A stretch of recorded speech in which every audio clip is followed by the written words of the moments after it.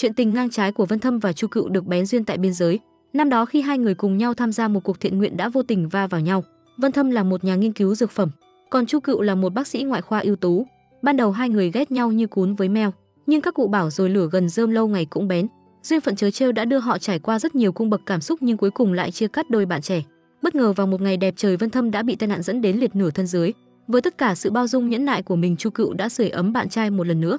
Dù bạn trai có phũ phàng biết bao nhiêu lần nhưng Chu Cựu chẳng hề nản chí, nhẫn nại bao dung ở lại với anh tới cuối cùng. Thời gian quay về 2 năm trước tại Thượng Hải, thành phố hoa lệ hoa cho người giàu còn lệ cho người nghèo. Vân Thâm chính là con của một gia đình tài phiệt. Cha mẹ sinh ra anh có vẻ bề ngoài điển trai ai nhìn cũng muốn rụng trứng, vừa đẹp trai vừa nhiều tiền thì làm gì có ai cưỡng lại được cơ chứ. Bình thường sẽ đi ô tô đi làm nhưng Vân Thâm với tính tình độc lạ Bình Dương lại thích đi xe đạp tới công ty. Cũng bởi vì đi xe đạp nên Vân Thâm đã bị đi làm muộn, nhưng nhìn dáng vẻ của anh vẫn vô cùng điềm tĩnh như không có gì xảy ra. Anh lững thững vào thay một bộ quần áo tử tế rồi mới bắt đầu cuộc họp. Dù Vân Thâm có để mọi người đợi lâu nhưng chẳng có một ai dám phàn nàn, cũng chỉ bởi vì trong công ty này anh chính là người đứng ở vị trí cao nhất. Sau cuộc họp, Vân Thâm tới tìm anh trai của mình tên là Tây Châu. Anh rất thích tới nước mờ nhưng ông nội anh lại không đồng ý. Vì vậy Vân Thâm chỉ đành tới tìm anh trai của mình cầu cứu. Tây Châu ban đầu cũng vì lo lắng cho em trai của mình nên đã không chịu đồng ý, nhưng bởi vì em trai cương quyết quá nên Tây Châu cũng chỉ đành đồng ý. Tối đó khi Vân Thâm đang vui vẻ chơi đùa cùng con chó yêu quý của mình, bất ngờ mẹ anh xuất hiện từ phía sau. Dì Khương thực sự không đồng tình với quyết định tới nước mờ của Vân Thâm. Vân Thâm quả quyết nói rằng con lớn rồi mà, con biết tự lo cho bản thân của mình. Câu nói đó đã khiến người mẹ an tâm phần nào. Khi dì Khương đang thao thao bất tuyệt, đột nhiên bà nhận được một cuộc điện thoại. Vân Thâm thấy mẹ rời đi thì cũng cảm thấy thoải mái biết nhường nào. Chu Cựu lúc này đang ở bên Đức chìm vào giấc ngủ dài. Khi cô đang mê man thì tiếng chuông điện thoại gọi tới đã đánh thức Chu Cựu. Chu Cựu thân làm bác sĩ giỏi nên đã được chú Han mời tới nước mờ một chuyến, nhưng Chu Cựu dường như không cảm thấy vui vì đó là nơi toàn kỷ niệm đau buồn của cô. Ban đầu Chu Cựu có chút do dự, nhưng cũng bởi vì nể chú Han nên cô đã chấp nhận lời mời này của ông. Chu Cựu cúp máy sau đó lập tức đi thu dọn hành trang. Vì là con gái nên Chu Cựu có rất nhiều đồ lặt vặt, cái gì không cần thiết cô cũng mang theo khiến số cân đã vượt mức cho phép. Khi thấy Vân Thâm ở hàng bên, Chu Cựu đã chạy tới nhờ anh cứu mình, nhưng Vân Thâm chẳng quan tâm, lập tức từ chối. Bởi vì chẳng còn cách nào khác, cô đã mặc hết đống quần áo đó lên người mình. Vân Thâm chứng kiến cảnh đó thì cũng chỉ thấy người con gái này sao mà cứng đầu cứng cổ như thế. Sau khi hạ cánh, chú Han đã đứng đợi Chu Cựu. Trái lại Vân Thâm gọi mãi nhưng lại chẳng thấy ai tới đón mình. Bất lực Vân Thâm chỉ đành tự bắt xe về nhà. Trái đất rộng lớn, Chu Cựu và Vân Thâm không hẹn mà lại gặp nhau một lần nữa. Vì không bắt được xe nên trợ lý của Vân Thâm đã xin Chu Cựu cho mình quá giang. Nhưng Chu Cựu trẻ trâu đã không cho hai người đi nhờ vì chuyện ở sân bay. Chu Cựu thích thú chọc giận Vân Thâm, nhưng cuối cùng vẫn là vật chất quyết định ý thức. Vì tiền nên Chu Cựu đã cho hai người cùng đi xe với mình. Nhưng con gái bản tính hay đa nghi, Chu Cựu còn chụp lại ảnh của hai người mới chịu. Ra ngoài bôn ba bao nhiêu năm, Chu Cựu cũng ý thức được lòng người khó đoán nên cẩn thận vẫn hơn. Hai người cứ thế mà bằng mặt không bằng lòng ngồi chung một chuyến xe. Trái ngược với sự chill chill của Vân Thâm lúc này, Tây Châu trong nước đang bị các em gái đeo bám không rời. Nguyễn đã tìm tới tận nơi không ngừng quấy rối anh. Tây Châu tức lắm gọi điện cho Vân Thâm trách cứ. Vân Thâm nhận được cuộc gọi chẳng quan tâm, giả vờ mất mạng đi cho đỡ phiền. Người ta bảo không sợ kẻ địch mạnh, chỉ sợ đồng đội ngu, như bỏ quả không sai. Sự xuất hiện không đúng lúc của Trần Lạc đã phá vỡ tất cả. Sáng sớm hôm sau, Chu Cựu đang đứng dưới sảnh khách sạn, bất ngờ một chiếc xe đi qua tạt một đống bụi vào mặt cô. Trần Lạc cảm thấy sếp của mình quá trẻ con rồi, sao lại có thể chấp nhặt với phụ nữ như vậy chứ. Tâm trạng của Chu Cựu không bị ảnh hưởng bởi trò mèo của Vân Thâm. Cô vui vẻ ngồi xe 3 bánh đến phòng khám Phúc Lợi Hốp. Chú Han ra tận cổng đón cô ấy, nông vui vẻ đưa Chu Cựu đi tham quan khắp phòng khám. Sau đó chú Han lấy lý do con gái một mình ra bên ngoài không an toàn nên đã ship cho cô một anh chàng vệ sĩ. Sau khi nhìn thấy người đó là Vân Thâm thì Chu Cựu cảm thấy tắt hứng. Vân Thâm khi nhận ra người sẽ đồng hành cùng mình là Chu Cựu thì nụ cười trên môi cũng bị xịt keo cứng nhắc.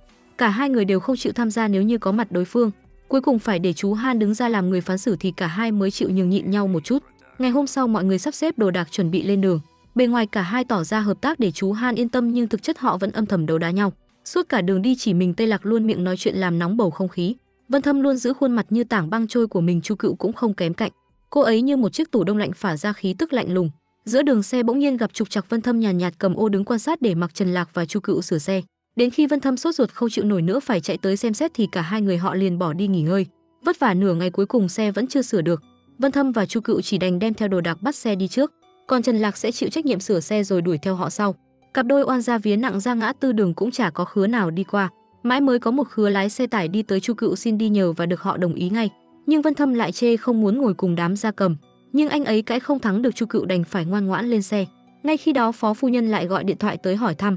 Vân Thâm vì không muốn để mẹ lo lắng nên đã bốc phét rằng mình đang ngồi xe sang có người đưa kẻ rước. Sau một hồi lâu sau thì cũng tới nơi hai người họ xuống xe. Chu Cựu không quên cảm ơn bác tài tốt bụng họ mang theo thuốc tiến vào bên trong. Có người lạ vào làng trưởng thôn lập tức gõ trống báo động. Tất cả dân làng đều hướng ánh mắt hiếu kỳ lên nhìn hai người họ. Chu Cựu dừng lại giây lát để phát quà cho các em nhỏ. Sau đó cô ấy chỉ dẫn cho Vân Thâm tới homestay, còn bản thân mình lại tới khu khám bệnh. Đã rất lâu rồi mới trở lại nơi này, Chu Cựu có chút hoài niệm về những ngày tháng đã qua. Ngày cô vẫn còn có bố mẹ bên cạnh. Ngay khi đó có một bệnh nhi nhỏ được đưa tới tình trạng vô cùng nguy hiểm. Chu Cựu vội vàng phụ bác sĩ tiến hành phẫu thuật cho cậu bé. Ca phẫu thuật diễn ra rất thuận lợi, vết thương ở chân của cậu bé chính là biểu hiện của bệnh tự miễn. Lần này Chu Cựu tới nơi đây là muốn nghiên cứu về căn bệnh đó. Dịch vụ của homestay rất ổn áp, cơ sở vật chất có chút không đáng tin cậy, nhưng đổi lại anh chàng phục vụ lại rất nhiệt tình chiều lòng khách hàng. Vân Thâm đi tìm A Sơn để bàn bạc về việc muốn thuê anh ấy làm hướng dẫn viên du lịch cho mình, nhưng vợ A Sơn đang mang bầu tháng cuối không biết sẽ vỡ chung lúc nào. A Sơn buộc lòng phải từ chối mối làm ăn hời đó. Buổi tối khi Chu Cựu đang chăm sóc cho Jamin thì cúp điện. Vốn bị chứng sợ bóng tối nên Chu Cựu rất sợ hãi. May mắn Vân Thâm đã kịp thời chạy tới với chiếc đèn pin trên tay. Sau đó mặc dù rất buồn ngủ nhưng anh ấy nhất định không chịu ra về mà muốn ở bên cạnh bầu bạn cùng cô ấy. Vân Thâm là kiểu người trong nóng hoài lạnh. Sáng hôm sau Vân Thâm bị tiếng ồn ào gọi dậy. Đêm qua ngủ muộn sáng lại không được ngủ nướng khiến anh ấy trông mệt mỏi vô cùng. Anh đi ra bên ngoài thì thấy Chu Cựu đang giúp các bác sĩ giặt quần áo. Từ cô ấy phát ra thứ năng lượng tích cực chẳng giống như người thức đêm chút nào. Vân Thâm gọi điện thoại cho trợ lý yêu cầu anh ấy mua thêm một vài thứ. Vừa khéo gặp được Chu Cựu nên nhờ cô ấy đi thuyết phục A Sơn làm hướng dẫn viên cho cả nhóm luôn. Cuối cùng vẫn là vợ của A Sơn hiểu chuyện. Cô ấy biết việc lên núi tìm kiếm nguồn bệnh rất quan trọng nên đã đồng ý để chồng mình dẫn đường cho đoàn bác sĩ. Để trả ơn Chu Cựu, Vân Thâm quyết định sẽ thoáng tay mời Chu Cựu ăn một bữa ngon.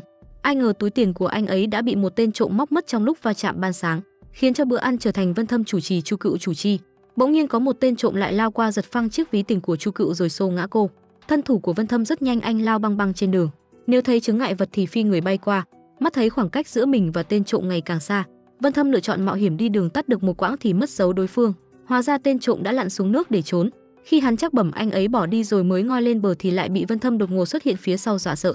Hai người lao vào đánh nhau, công pháp của Vân Thâm không hề tệ, anh dễ dàng chế trụ được hắn ta, buộc hắn phải nôn ra hai cái ví tiền đã trộm của bọn họ trong ngày hôm nay. Tên kia vẫn chưa chớt tâm, hắn muốn cắn trộm Vân Thâm một nhát nhưng lại bị anh ấy phát hiện ra. Để an toàn, Vân Thâm đá con dao ra xa. Chu Cựu vừa khéo cũng chạy tới nơi cô ấy. Không ngờ một công tử bột như anh lại có thể luyện ra một thân võ công đỉnh của chóp như vậy. Ở bên này Tây Châu tới bệnh viện thăm ông nội. Buổi tối khu họ ở lại mất điện vì lo lắng cho Chu Cựu, nên Vân Thâm vội vàng xách thép đèn dầu chạy sang phòng cô. Ai ngờ lại gặp đúng lúc cô nàng vừa tắm xong quần áo xộc xệch khiến cả hai người ngượng ngùng vô cùng. Vân Thâm biết Chu Cựu rất sợ bóng tối nên đã thổi tắt từng ngọn nến một hòng ép cô ấy xóa những bức ảnh xấu xí của mình, khiến cô nàng không còn cách nào khác phải ngoan ngoãn nghe theo lời anh. Vân Thâm lịch sự ra bên ngoài canh giữ cửa cho Chu Cựu tắm. Nhìn chiếc đèn quả trứng được Vân Thâm đưa cho lòng của Chu Cựu cũng như được sưởi ấm. Trên môi cô bất giác nở một nụ cười ngọt ngào. Ngày hôm sau ba người lên đường, họ trèo bè qua sông. Sau đó A Sơn dẫn đường đưa cả nhóm vào rừng. Đi tới đâu có thảm thực vật phong phú họ đều sẽ dừng lại lấy mẫu vật về nghiên cứu. Đến chiều muộn ba người mới rời rừng lên bè trở về. Dân làng tập trung rất đông bên ngoài khiến Chu Cựu rất ngạc nhiên. Hóa ra Trần Lạc đã đem điện về bản theo đúng chỉ đạo của Vân Thâm. Nhìn mọi người sung sướng hò reo khiến Vân Thâm cảm giác rất có thành tựu. Hóa ra giúp đỡ người khác lại đem lại cảm giác vui vẻ như vậy. Nhưng niềm vui chưa được bao lâu thì đám cướp lại xuất hiện. Chúng có trang bị vũ khí khiến dân làng chỉ có thể vội vàng chạy trốn. Chu Cựu bị ám ảnh vì trước đây cô đã gặp một trường hợp tương tự. Đám cướp lấy sạch những đồ tiếp tế mà Vân Thâm sai Trần Lạc mang tới. Do bọn chúng có vũ khí nên Chu Cựu chỉ đành kéo theo Vân Thâm bỏ trốn. A Sơn cho mọi người biết nhóm cướp đó thuộc tổ chức phi chính phủ. Chúng đã rất nhiều lần chèn ép người dân nơi đây. Để có thể sống yên ổn họ đã phải làm thỏa thuận cùng chúng. Bất kỳ tài sản nào có được đều phải cống nạp cho chúng một nửa. Đổi lại chúng sẽ để bọn họ yên ổn sinh sống. Trong khi đó tại nhà riêng Phó Chủ tịch đang dùng cơm cùng cháu trai Tây Châu. Mẹ của Vân Thâm xuống sau, bà ấy liên tục phàn nàn vì Tây Châu đã tự ý sa thải cháu trai Khương Tuấn của mình. Tây Châu chỉ nhàn nhạt biểu lộ làm sai thì ắt phải chịu phạt. Vương giả phạm tội còn bị phạt như thứ dân, nói gì đến một đứa cháu trích máu ăn phần như Khương Tuấn. Thấy con dâu vẫn không chịu bỏ cuộc, ông nội đành nể mặt Vân Thâm mà cho bà ấy và Khương Tuấn một cơ hội cuối cùng. Ngày hôm sau mọi người lên đường bằng xe hơi, Trần Lạc và Chu Cựu say sưa ngủ. Cô nàng còn 5 lần 7 lượt ngả nghiêng khiến Vân Thâm phải dùng tay đẩy ra. Chu Cựu khi say ngủ thì bất chấp hình tượng anh ấy càng đẩy ra thì cô càng sáp lại gần hơn. Cuối cùng không còn cách nào khác, Vân Thâm đành phải thỏa hiệp để cô nàng xem bản thân là gối ôm mà ghì chặt lấy. Giữa đường có một con dê núi tạt đầu xe. Vân Thâm phản ứng nhanh, giang hai tay đỡ Chu Cựu, lại bị cô không biết tốt xấu xem là anh đang lợi dụng mình. Nhóm người gặp phải một chốt kiểm tra của quân đội. Những tên lính muốn nhân lúc kiểm tra sờ mó Chu Cựu. Vân Thâm cường ngạnh bất chấp nguy hiểm tiến lên trước bảo vệ cô ấy. Bọn lính đồng loạt giương súng nhắm về bọn họ. May mắn cấp trên của bọn lính can thiệp kịp thời mới khiến mọi người thoát khỏi cảnh ngàn cân treo sợi lông nách. Mọi người đi sâu vào bên trong, họ dừng lại một lát cho Vân Thâm lấy mẫu vật nghiên cứu. Chu Cựu thấy một bụi hoa đẹp thì cúi xuống ngắm nhìn. Vân Thâm liền tiến tới nói cho cô biết đó là hoa cúc châu Phi. Nhụy hoa có chứa chất kịch độc có thể gây suy giảm chức năng gan và hệ miễn dịch của con người. Thấy Chu Cựu sợ hãi, Vân Thâm càng được thể dọa dẫm thêm, nhưng trò đùa quá lố của anh ấy làm sao qua được con mắt tinh danh của Chu Cựu. Mọi người tiếp tục di chuyển đến bên bờ suối. Thấy chân của Chu Cựu bị đỉa hút máu, Vân Thâm không dài dòng liền lập tức cưỡng chế cô ấy nghỉ ngơi. Anh tỉ mỉ dùng hương ngải cứu xua đuổi hai con đỉa trên chân. Cử chỉ quan tâm thiết thực đó đã để lại ấn tượng rất tốt trong lòng Chu Cựu. Thấy cô ấy mệt mỏi bước không vững, Vân Thâm liền trực tiếp cõng nàng trên lưng đi tới nơi cắm trại. Buổi tối mọi người đốt lửa cắm trại nghỉ ngơi. Tình trạng sức khỏe của Chu Cựu khá yếu, vốn là một bác sĩ nên cô ấy dư sức tự tiêm kháng sinh cho mình. Vân Thâm phát hiện ra tình trạng của cô ấy ngày một tệ. Vết thương trên chân đã mưng mủ chỗ viêm khiến cơ thể bắt đầu sốt nóng, nhưng cả người lại luôn trong tình trạng rét run. Chu Cựu đã rất bi quan, cô ấy thậm chí còn dặn dò Vân Thâm về lo chuyện hậu sự và những tâm nguyện cuối đời của mình. Chu Cựu giao 2 thẻ ngân hàng nhờ Vân Thâm giao cho bà nội mình, nhưng lại không tin tưởng nói mật khẩu cho anh ấy. Cô ấy nói mật khẩu sẽ báo mộng trực tiếp cho bà nội mình. Vân Thâm kiên nhẫn lắng nghe Chu Cựu bi quan lải nhải. Anh dịu dàng giúp cô lau khô những giọt nước mắt. Đến khi Chu Cựu ngủ thiếp đi vì mệt thì anh ấy mới yên tâm rời đi. Vân Thâm dò dẫm trong rừng đêm tối với chiếc đèn pin trên đầu. Anh dựa vào kinh nghiệm của mình tìm thuốc chữa bệnh cho Chu Cựu. Anh ấy bận rộn suốt đêm, hết giã thuốc sắc thuốc lại tự tay bôi thuốc đắp thuốc cho cô ấy.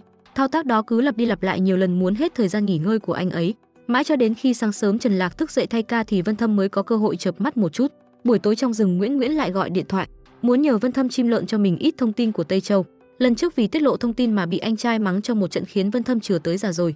Anh dứt khoát tắt máy, sợ Chu Cựu hiểu lầm mình có bạn gái rồi nên Vân Thâm lập tức phải giải thích ngay. Một lát sau Vân Thâm tự chất vấn bản thân mình, tại sao lại lo lắng Chu Cựu hiểu lầm mình như vậy? Anh không hề biết rằng mình đang dần yêu cô ấy từ lúc nào không hay. Tình trạng của Chu Cựu đã ổn hơn. Ngày hôm sau mọi người tiếp tục lên đường. Vân Thâm thấy cô ấy mệt mỏi bị bỏ lại phía sau thì dừng lại chờ đợi. Thấy cô vô tư uống chung bình nước với mình, trong lòng anh như được rót mật ngọt. Mọi người băng qua thung lũng đến được nơi đông dân cư. Tại đây có rất nhiều bệnh viện dã chiến được dựng lên.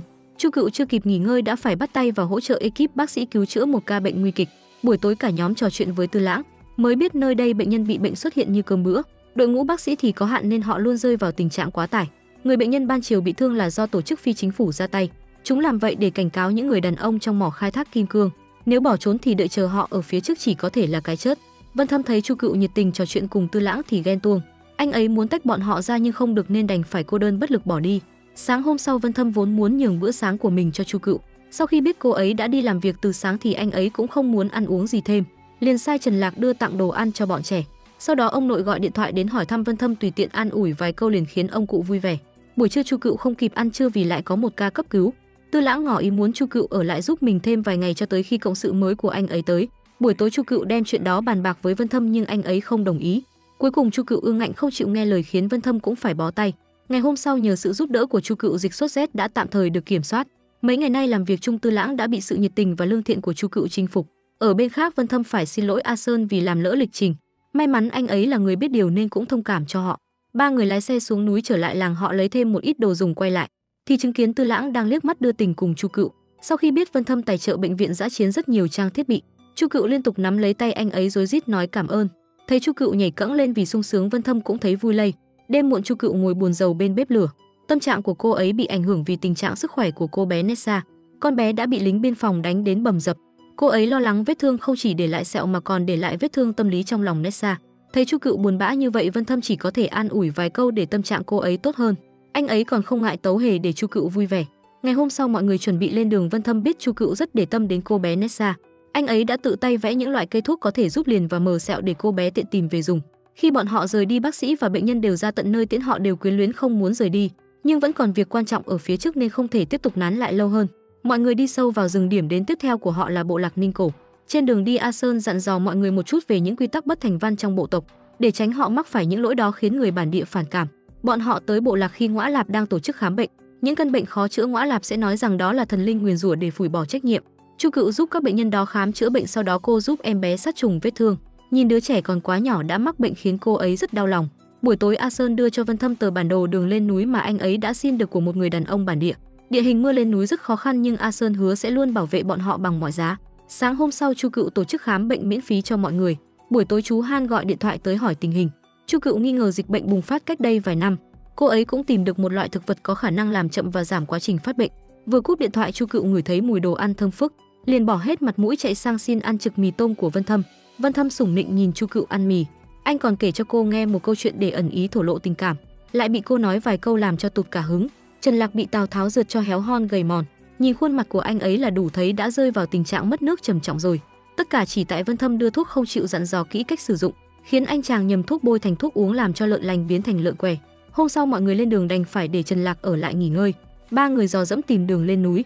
A Sơn đi trước dẫn đường, nửa đường Vân Thâm bị xe đậu cao.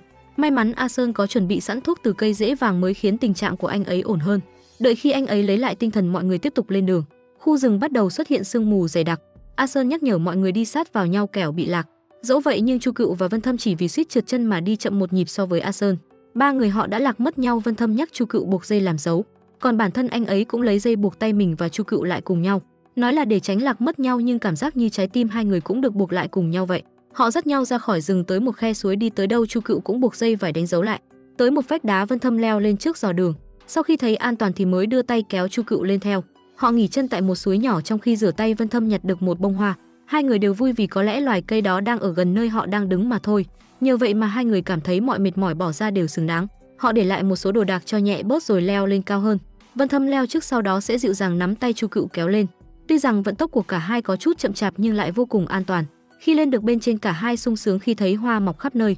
Mỗi khi tìm thấy một bụi, Vân Thâm sẽ gọi Chu Cựu qua xem. Bất ngờ đất dưới chân cả hai bị sụt khiến họ ngã bổ nhào từ trên cao xuống. Quăng quật nhiều lần họ rơi vào một khe đá. Hai người thử 101 cách cầu cứu nhưng vô vọng nên họ đành buông xuôi thuận theo ý trời. Vân Thâm cho rằng khi mình mất tích, Trần Lạc nhất định sẽ báo cho Phó Tây Châu cử người tới cứu. Việc của Chu Cựu là chỉ cần hưởng phúc lây mà thôi. Anh ấy thấy cô bị thương thì liền giúp cô xử lý. Sợ cô ấy đau, anh còn chu đáo dùng miệng liên tục thổi. Vân Thâm nhân cơ hội này đặt câu hỏi cho Chu Cựu. Tại sao lần trước bị bọn cướp tấn công cô ấy lại không chạy? Chu Cựu giải thích do mình quá sợ mà thôi, chân quéo lại chạy không có nổi. Thật ra khi cô còn nhỏ, bọn cướp đã từng tấn công ngôi làng. Bố mẹ cô ấy đều chết trong lần đó. Cô may mắn sống sót là nhờ được bố mình liều mạng giấu đi.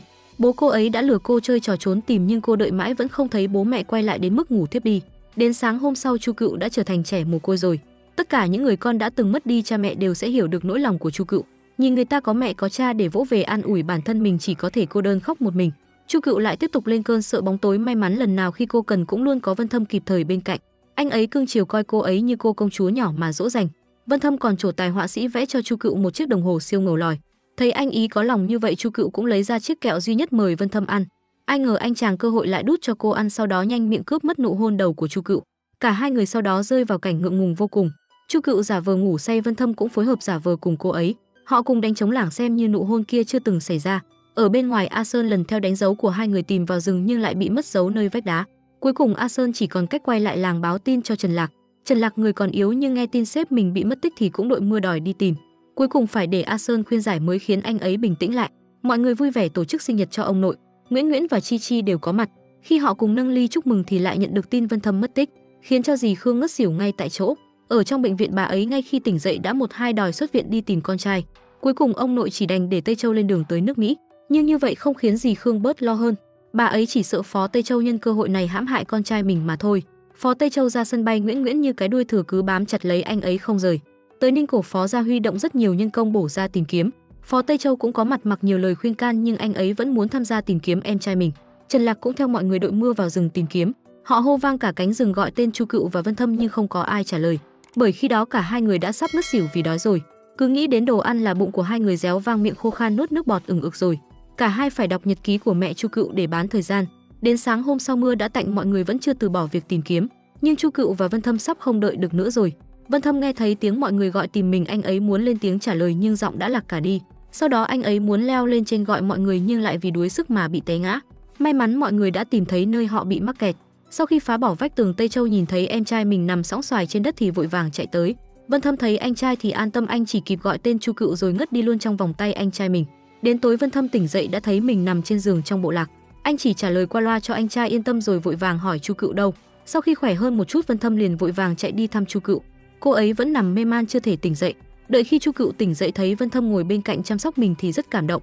Qua chuyện vừa rồi coi như trong họa có phúc, họ đã cùng trải qua hoạn nạn mới thấy được chân tình dành cho nhau.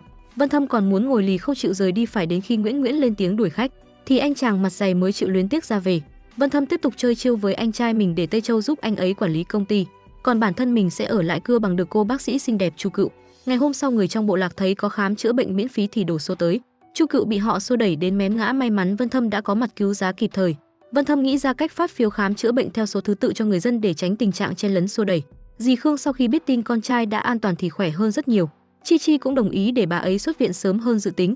Nguyễn Nguyễn là bạn của Chi Chi nên cô ấy không thích Chu Cựu, bởi cô ấy coi tình địch của bản thân cũng chính là kẻ thù của mình. Buổi tối Chu Cựu và Vân Thâm cùng nhau đi dạo, cả hai người thường xuyên tiếp xúc thân mật cùng nhau. Mỗi khi Vân Thâm đề cập đến chuyện tình cảm là y như rằng cô ấy sẽ đánh trống lảng, hoặc ngượng ngùng đến đỏ bừng mặt. Nguyễn Nguyễn tìm tới Vân Thâm muốn thay Chi Chi tra khảo mối quan hệ của anh ấy và Chu Cựu, lại bị người ta lạnh lùng xách ném ra cửa như bọc rác. Vừa khéo khi đó Tây Châu có việc tìm Nguyễn Nguyễn, nhờ vả cô ấy giúp mình mua một bức tranh của một hoa gia mới khiến Vân Thâm thoát cảnh bị cô ấy đeo bám. Ngày hôm sau Vân Thâm bận rộn giúp mọi người khám bệnh cho các bệnh nhân, đến khi vắng người anh ấy lén lút đưa thư hẹn hò cho Chu Cựu. Buổi tối bọn họ gặp nhau tại chỗ hẹn, Vân Thâm một lòng muốn nhắc lại kỷ niệm cả hai trao nhau nụ hôn đầu. Chu Cựu lại liên tục trốn tránh không muốn chịu trách nhiệm cùng anh ấy. Chu Cựu còn ghen tuông tra khảo anh ấy Chi Chi là ai. Vân Thâm vội vàng giải thích đó chỉ là một người anh ấy luôn xem như em gái là thôi. Ai ngờ lại bị cô hiểu lầm là Thanh Mai Trúc Mã lớn lên cùng nhau. Vân Thâm thông báo mình sắp phải rời đi khiến Chu Cựu hơi buồn một chút. Sau đó cô ấy nói có chuyện muốn nói cùng anh ấy khiến Vân Thâm tưởng bởi mình sắp được Crat tỏ tình. Ai ngờ Chu Cựu không tim không phổi, chỉ một lòng muốn thu hồi lại khoản nợ 200 đô mà thôi. Thậm chí còn tính lãi cắt cổ cô ấy, sợ rằng anh ra về sẽ quỵt số tiền đó. Thấy Chu Cựu tham tiền như vậy, Vân Thâm chỉ đành nhét cho cô ấy 500 đô rồi bảo không cần thối lại. Thế là buổi tỏ tình do Vân Thâm thiếu gia dày công chuẩn bị đã bị Chu Cựu tiểu thư biến thành buổi lễ thu hồi vốn. Ở bên khác Tây Châu thay quần áo thì bị Nguyễn Nguyễn nhìn lén.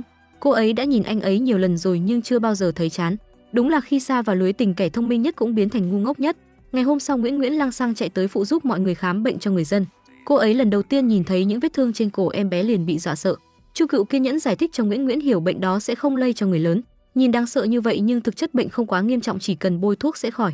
Chu Cựu cũng khích lệ Nguyễn Nguyễn hãy chụp thêm nhiều bức ảnh về bệnh tự miễn và cuộc sống của người dân nơi đây để có thể nâng cao tinh thần phòng chống bệnh tật, để nhiều mạnh thường quân sẽ biết đến và ủng hộ người dân bản địa có cuộc sống tốt và đầy đủ hơn.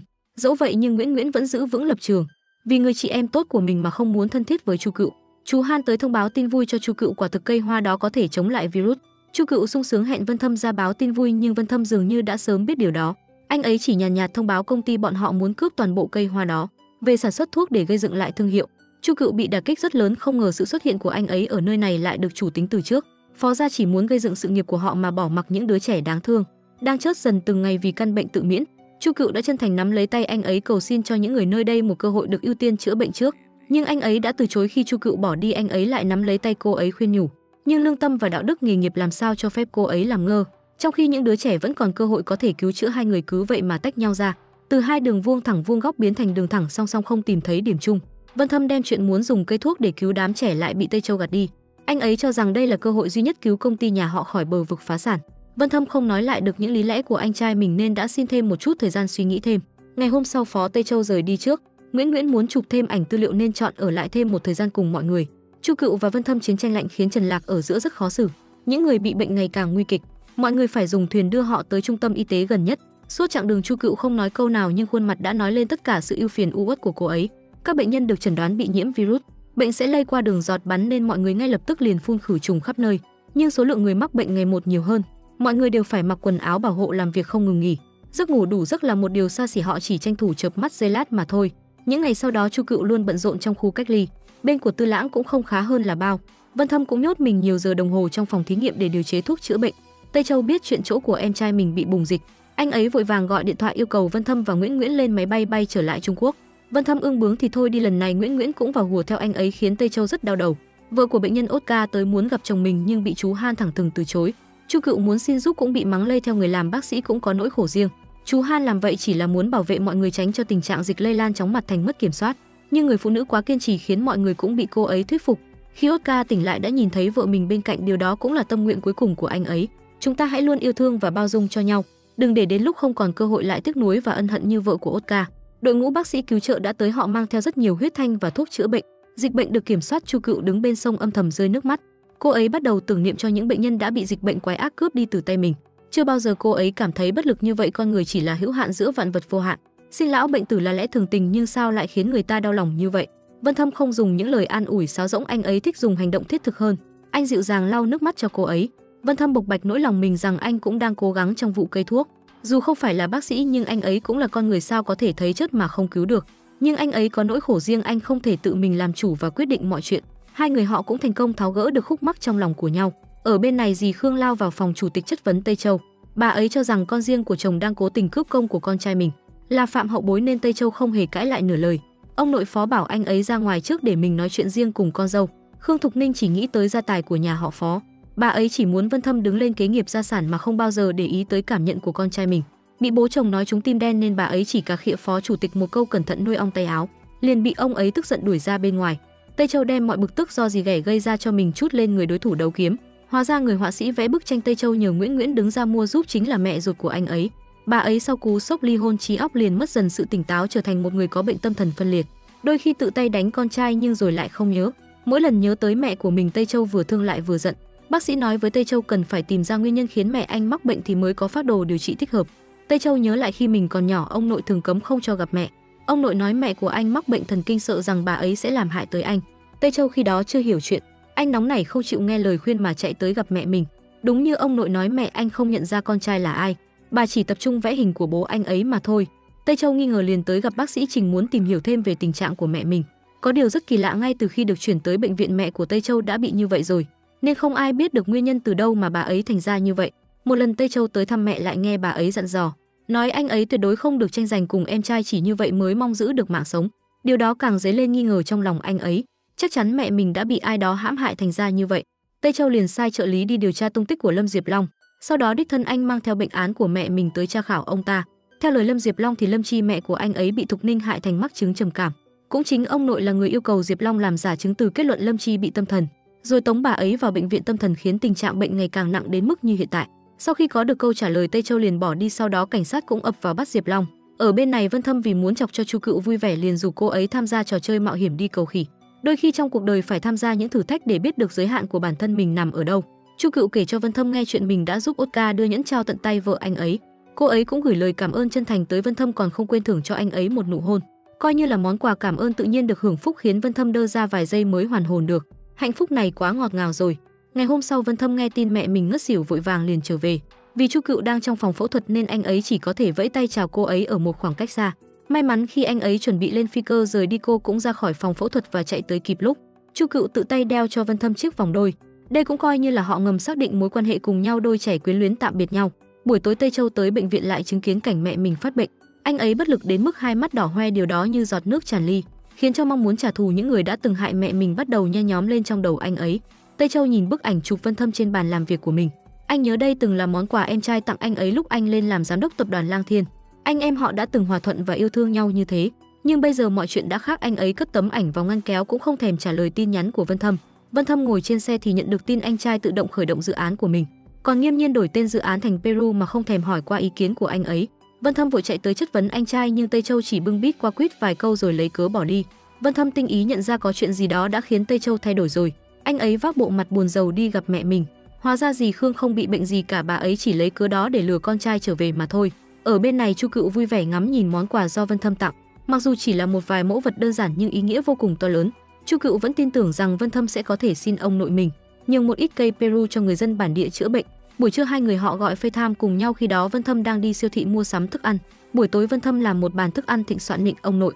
Anh ấy cũng trình bày kế hoạch điều chế thuốc cứu người từ cây Peru. Ông nội nói nếu anh có thể thuyết phục hội đồng quản trị thì ông ấy sẽ tán thành cả hai tay hai chân. Chu Cựu đã trở lại Đức nhân duyên một lần nữa sắp đặt để cô ấy gặp lại Tư Lãng. Buổi tối, Vân Thâm thức tới 2 giờ sáng chỉ để có thể trò chuyện cùng Chu Cựu. Cô ấy liền đem việc gặp lại đàn anh kể cho Vân Thâm nghe, khiến anh chàng Gato muốn chớt đi được. Ngày hôm sau, Vân Thâm và Tây Châu rủ nhau đi đấu kiếm. Không biết có phải Tây Châu đã nhường hay không mà phần thắng thuộc về Vân Thâm. Anh ấy đưa cho Tây Châu xem bản báo cáo mình dày công chuẩn bị, nhưng đối phương chẳng thèm liếc nhìn một cái, chỉ lấy cớ rời đi. Những ngày sau đó, Vân Thâm liên tục đeo bám. Sếp Đỗ, sếp Lưu, sếp Uông là ba vị lão đại trong hội đồng quản trị muốn lôi kéo số phiếu của họ ủng hộ cho mình. Thật trùng hợp, dường như có một thế lực nào đó sai khiến, làm cho đám cổ đông đều đồng loạt tỏ thái độ trung lập. Họ nói sẽ xem xét thêm rồi cho câu trả lời sau. Buổi tối, Vân Thâm ngồi buồn rầu, dì Khương biết con trai bị đám cổ đông ăn hiếp thì rất đau lòng. Bà ấy sợ rằng Tây Châu sẽ chiếm cả phòng thí nghiệm và hất cẳng Vân Thâm đi, nhưng anh ấy lại không cho là vậy. Trong trí nhớ của Vân Thâm, Tây Châu luôn là một người anh tốt, nhưng đó chỉ là trước kia mà thôi. Bây giờ Tây Châu đang cho thư ký đi thăm dò.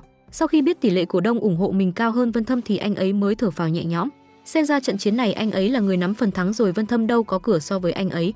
Ngày hôm sau, Chu Cựu đến bệnh viện trao đổi kiến thức cùng Tư Lãng. Cô ấy vẫn có niềm tin tuyệt đối vào Vân Thâm. Cô tin chắc anh ấy sẽ có cách cứu những đứa trẻ bị bệnh trong ngôi làng. Chu Cựu nhận được món quà từ Trung Quốc xa xôi của Vân Thâm. Anh chu đáo chuẩn bị kẹo và đèn pin cho cô ấy đề phòng mỗi khi mất điện có thể dùng, khiến lòng Chu Cựu vui vẻ như nếm được mật ngọt. Vân Thâm chưa từ bỏ, anh ấy tìm tới Nguyễn muốn hợp tác cùng cô ấy. Họ sẽ mở một triển lãm tranh tại sảnh của tập đoàn Lang Thiên. Anh ấy muốn thông qua những bức ảnh chụp dịch bệnh và những đứa trẻ đáng thương kêu gọi sự đồng cảm của mọi người. Trần Lạc phụ trách nhiệm vụ hack hệ thống của tập đoàn, sau đó cho đăng các bức ảnh lên bảng tin nội bộ. Vân Thâm đợi Tây Châu và hội đồng quản trị cả buổi nhưng đều bị họ tránh mặt.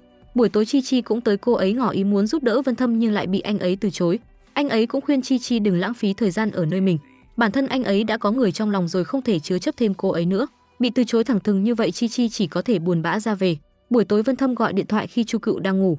Thấy bạn gái phải làm việc thông 48 tiếng đồng hồ, anh ấy vô cùng xót xa. Anh khuyên cô bỏ hết công việc về Thượng Hải, anh ấy sẽ nuôi. Vân Thâm vẫn giấu Chu Cựu chuyện mình đang gặp rắc rối trong công việc. Anh ấy không muốn cô phải lo lắng hay áy náy về chuyện Peru. Vân Thâm còn muốn nói chuyện với Chu Cựu nhưng lại sợ ảnh hưởng tới giấc ngủ của cô ấy. Chu Cựu không tắt điện thoại mà cứ thế đi ngủ. Nhờ vậy Vân Thâm có thể ngắm nhìn cô nhiều hơn một chút. Ngày hôm sau tới bệnh viện, Chu Cựu nhận được tin nhắn từ Vân Thâm. Có tí tình yêu vào người khiến cô nàng có sức sống hơn hẳn, đâu còn bộ dáng ủ rũ thường ngày nữa. Dì Khương chủ động tìm tới mẹ của Chi Chi muốn nhờ bà ấy khuyên sếp cho ủng hộ Vân Thâm. Bà Mỹ Vân đã nghe Chi Chi nói Vân Thâm có người yêu rồi, nên không muốn dây dưa hay liên quan gì tới mẹ con họ nữa. Nhưng với biệt tài thao túng tâm lý rất nhanh, dì Khương đã thuyết phục được bà ấy nhượng bộ.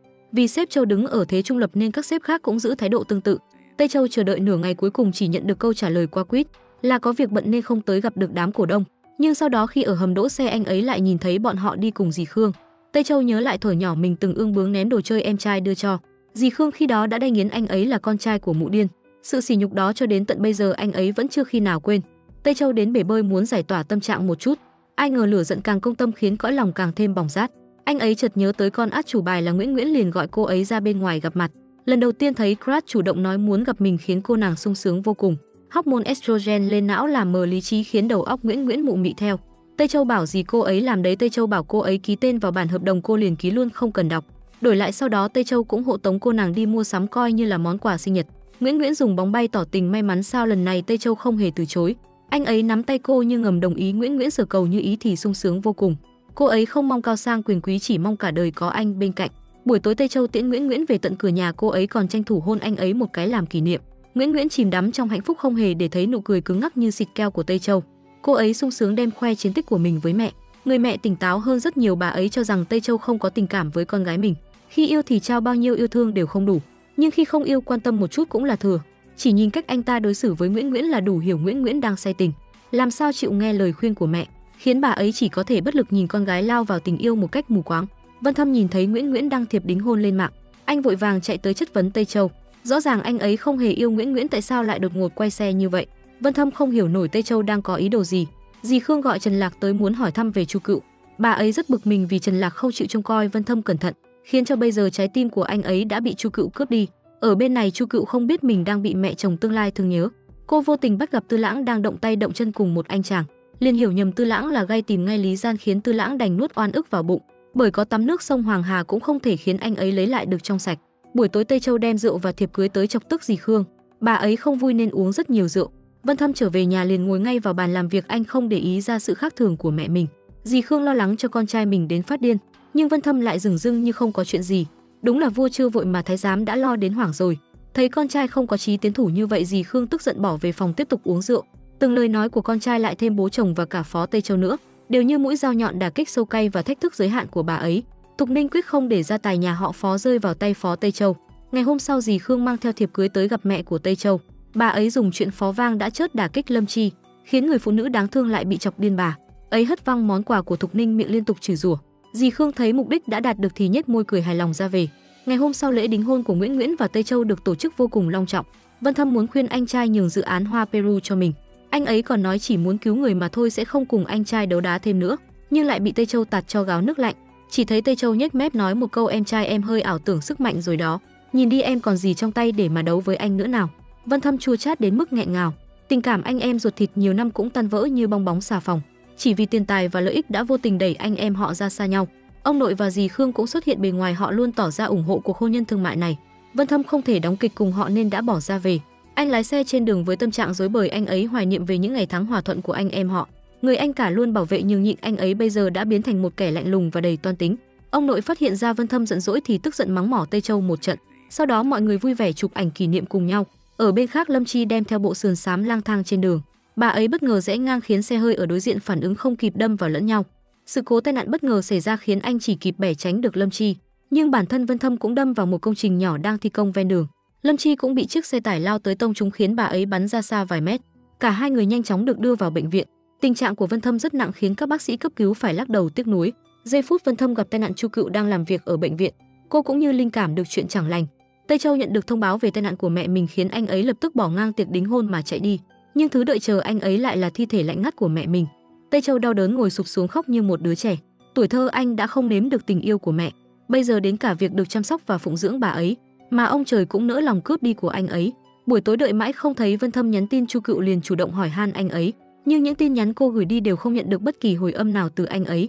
Cuối cùng không nhịn được thêm nữa, Chu Cựu muốn book vé máy bay trở lại Thượng Hải, nhưng khi nhìn số tiền vé khổng lồ cô liền do dự. Một con đỗ nghèo khỉ như cô thì cướp đâu ra một khoản tiền lớn như vậy. Đợi mãi cũng gọi được cho Vân Thâm nhưng lại do Chi Chi nhấc máy. Chi Chi vì sự ích kỷ của bản thân mình mà cố tình úp mở, khiến Chu Cựu hiểu lầm mối quan hệ của họ.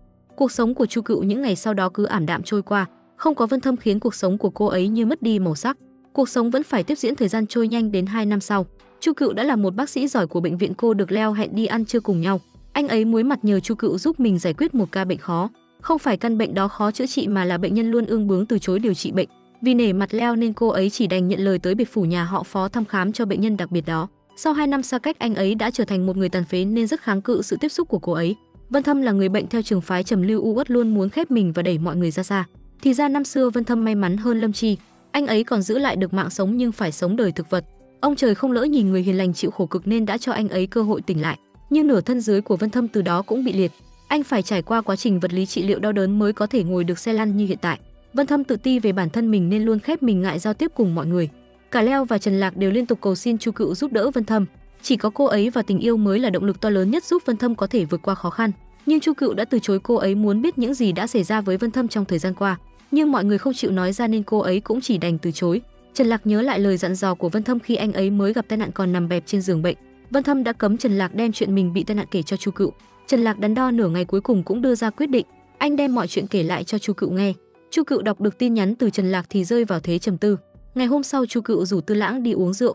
Đó là lần đầu tiên anh ấy thấy cô uống nhiều rượu như vậy kể từ khi hai người quen biết nhau. Chu Cựu bị tổn thương, cô cho rằng Vân Thâm đã lừa dối mình.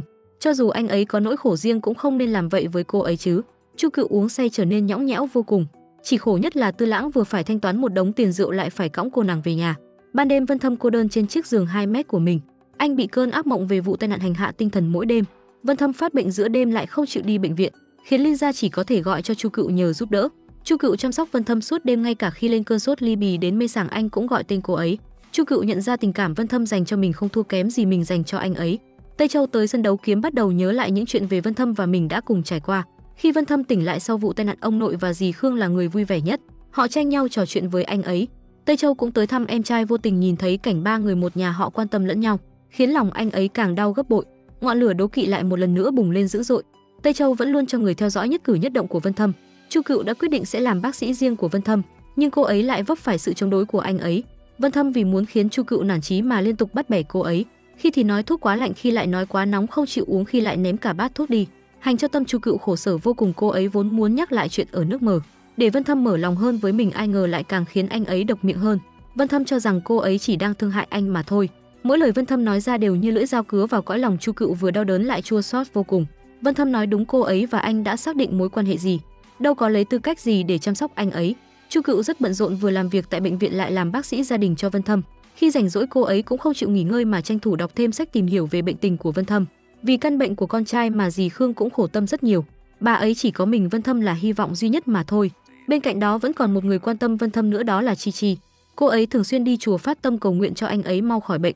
Dì Khương vẫn không từ bỏ tham vọng gắn ghép Chi Chi và Vân Thâm thành một đôi. Bà ấy mời Chi Chi đi ăn và bắt đầu vẽ đường cho hươu chạy. Chu Cựu vừa sắc thuốc cho Vân Thâm vừa nghĩ tới những chuyện đã qua.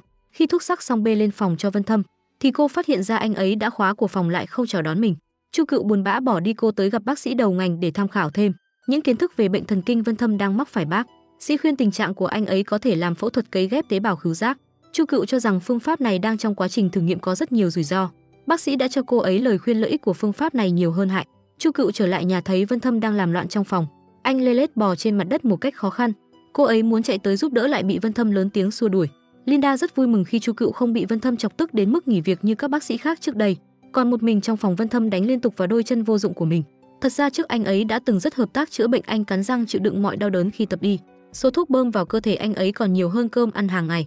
Vân Thâm đã tập đi bằng nặng có nhiều lần vấp ngã khiến vết thương trên cơ thể ngày càng nhiều hơn, nhưng chưa khi nào anh ấy từ bỏ hay nản chí. Mỗi ngày bước được nhiều hơn một chút, nụ cười cũng nở rộ trên môi Vân Thâm. Ngã ở đâu thì đứng lên ở đó, Vân Thâm tập luyện đến khi cơ thể mệt nhoài vẫn không muốn ngừng.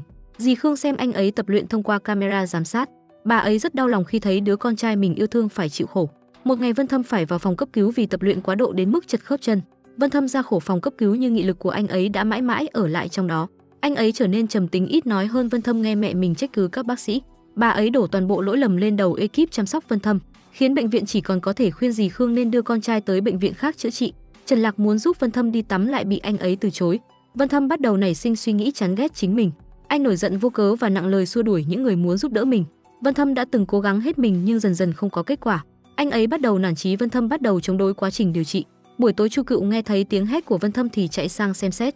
Anh ấy vẫn như vậy, không hề thay đổi, chỉ biết xua đuổi cô ấy.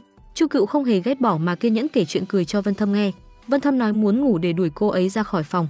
Chu Cựu giúp anh ấy đắp chăn, cô vô tình phát hiện ra Vân Thâm vẫn luôn giữ chiếc vòng mình tặng. Ở bên này Chi Chi sau khi bị dì Khương kích, cô ấy bắt đầu dọn đồ theo đuổi tình yêu của mình. Nguyễn Nguyễn thấy bạn thân cố chấp bỏ cả sự nghiệp chạy sang chăm sóc Vân Thâm thì thấy rất thiệt thòi cho cô ấy, nhưng Nguyễn Nguyễn vẫn cổ vũ cho Chi Chi, mong rằng cô ấy được sở cầu như ý, sở nguyện đồng tâm. Vân Thâm không chịu uống thuốc nhưng lại lén uống rượu. Chu Cựu tức giận lao tới giành uống với anh ấy. Chu Cựu khi say như biến thành một người khác. Cô tự luyến về sắc đẹp của mình và làm loạn khiến Vân Thâm váng đầu. Anh ấy chỉ đành gọi Linda tới nắm đầu Chu Cựu quẳng về phòng của mình.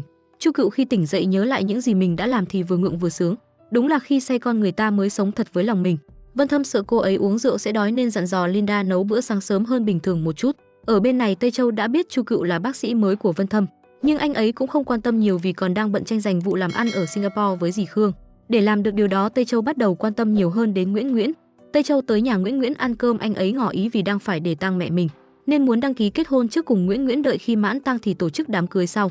Bố mẹ Nguyễn Nguyễn cho rằng như vậy rất thiệt thòi cho con gái nên không chịu đồng ý. Đích thân Nguyễn Nguyễn phải đứng ra khuyên nhủ bố mẹ mình. Con gái lớn không giữ được mãi trong nhà nên bố mẹ Nguyễn Nguyễn chỉ đành tác thành cho tâm nguyện của cô. Ở bên này Chu Cựu trổ tài nấu ăn, cô ấy nấu mì Trường Thọ mừng Vân Thâm thêm tuổi mới. Món mì bóng đêm của cô ấy khiến chú cún Ngô Đồng cũng sợ hãi không dám ăn. Chu Cựu ăn thử một miếng đồ ăn do mình tự nấu cũng phải lập tức phun ra. Cô ấy chỉ đành mang trứng luộc tới mừng sinh nhật Vân Thâm.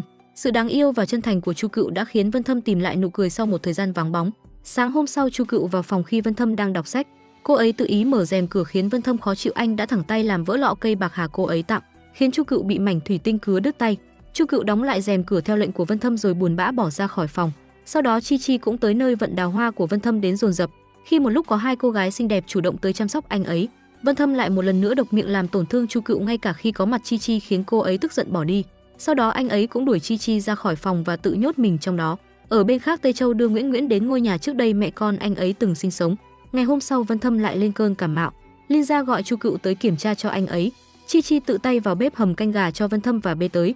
Chu Cựu tốt bụng nhắc nhở bị đau họng không nên ăn đồ ăn nhiều dầu mỡ, lại bị Chi Chi quạt lại vài câu.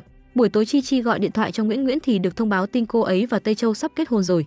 Sáng hôm sau Chu Cựu đến bệnh viện với tâm trạng buồn rầu. Tư Lãng tinh ý nhận ra sự khác thường của cô ấy, nhưng anh ấy chỉ có thể là người đứng sau âm thầm chăm sóc cô ấy mà thôi, bởi cô ấy đã sớm dành tình cảm cho Phó Vân Thâm rồi. Buổi tối Chi Chi đang nấu ăn cho Vân Thâm thì Linda đi tới. Cô ấy đưa cho Chi Chi chiếc vòng tay của Vân Thâm nhờ đưa cho anh ấy giúp. Vì ích kỷ mà Chi Chi đã đem chiếc vòng tay ném vào thùng rác. Hành động đó vô tình bị Chu Cựu nhìn thấy. Chi Chi nói dối rằng do Vân Thâm bảo mình làm vậy, thêm một lần nữa khiến hiểu lầm giữa Chu Cựu và Vân Thâm ngày một lớn hơn. Chu Cựu đi tìm Vân Thâm để mong anh ấy cho mình một lời giải thích thỏa đáng. Ai ngờ anh ấy lại thuận nước đẩy thuyền khiến cô triệt để chớt tâm. Chuyện hôm nay đã vượt ngưỡng chịu đựng của Chu Cựu. Cô lập tức thu dọn hành lý ra khỏi nhà của Vân Thâm. Chi Chi bê canh gà tới cho Vân Thâm, anh ấy cũng đuổi cô ấy về lại Thượng Hải. Ở bên khác Tây Châu và Nguyễn Nguyễn đã đi đăng ký kết hôn. Nhìn khuôn mặt Nguyễn Nguyễn vô cùng hạnh phúc, giống như đã tìm được chàng hoàng tử của đời mình. Sau đó Tây Châu còn đặc biệt sai trợ lý đem theo kẹo mừng cưới tới khiêu khích dì Khương. Bà ấy liền gọi điện cho cấp dưới của mình ra lệnh cho anh ta bằng mọi giá phải cướp được mối làm ăn Singapore lần này để trả đũa Tây Châu. Tây Lạc nghe từ miệng của dì Khương biết Chi Chi đã chạy tới chỗ của Vân Thâm. Trần Lạc nhớ lại ngày Vân Thâm gặp tai nạn, anh ấy đã khóc lóc sướt mướt như đàn bà. Chính Chi Chi là người đã an ủi và động viên anh ấy. Trần Lạc khuyên dì Khương hãy để cho Vân Thâm thử làm phẫu thuật. Dù rằng rất mạo hiểm nhưng đó cũng là một cơ hội lớn cho anh ấy, rất đáng để họ thử một lần. Dì Khương đắn đo nói sẽ suy nghĩ thêm về điều đó. Ở bên này bà nội của Chu Cựu đang dạy các em học sinh học bài. Đây cũng là thú vui về già vô cùng có ý nghĩa với bà ấy. Chu Cựu gọi điện tới thông báo với bà Tết này không thể về đón năm mới cùng bà nội. Cô ấy nói rất nhớ các món ăn do chính tay bà nội nấu. Bà nội cười hiền từ nói đợi con về bà sẽ làm cho con ăn vỡ bụng luôn. Chu Cựu thông báo cho Trần Lạc biết mình đã từ chức công việc làm bác sĩ cho Vân Thâm rồi. Anh ấy nói nếu cô ấy cũng bỏ rơi thì đời này của Vân Thâm coi như vứt đi thật rồi. Buổi tối Chu Cựu bị một người bệnh nhân cũ trước đây của mình lừa tới một ngõ cụt vắng người. Hắn ta muốn sàm sỡ Chu Cựu nhưng bị cô lên gối vào bộ hạ một phát. Tên đó bị đòn đau thì càng hăng máu, hắn ta đè nghiến cô ra đất. Chu Cựu muốn chống cự lại bị hắn vả cho một vả tới hộc máu. Thấy cô ấy yếu ớt nằm trên tuyết không còn chút sức lực chống cự mắc hả hê lắm. Hắn bắt đầu cởi áo khoác của cô ấy và quần của mình. Chu Cựu yếu ớt nắm lấy cái chai thủy tinh nhắm thẳng đầu hắn mà đập tới. Cũng vì vậy cô ấy bị cảnh sát giam lại vì tội cố ý gây thương tích. Cô ấy đã gọi cho Tư Lãng và Leo đều không được, cứ tưởng rằng sẽ bị nhốt lại sở cảnh sát một đêm. May mắn sau khi đó Linda lại gọi điện thoại tới hỏi thăm xem bao giờ cô quay trở lại làm việc. Chu Cựu nhân cơ hội đó nhờ chị ấy tới giúp bảo lãnh mình ra.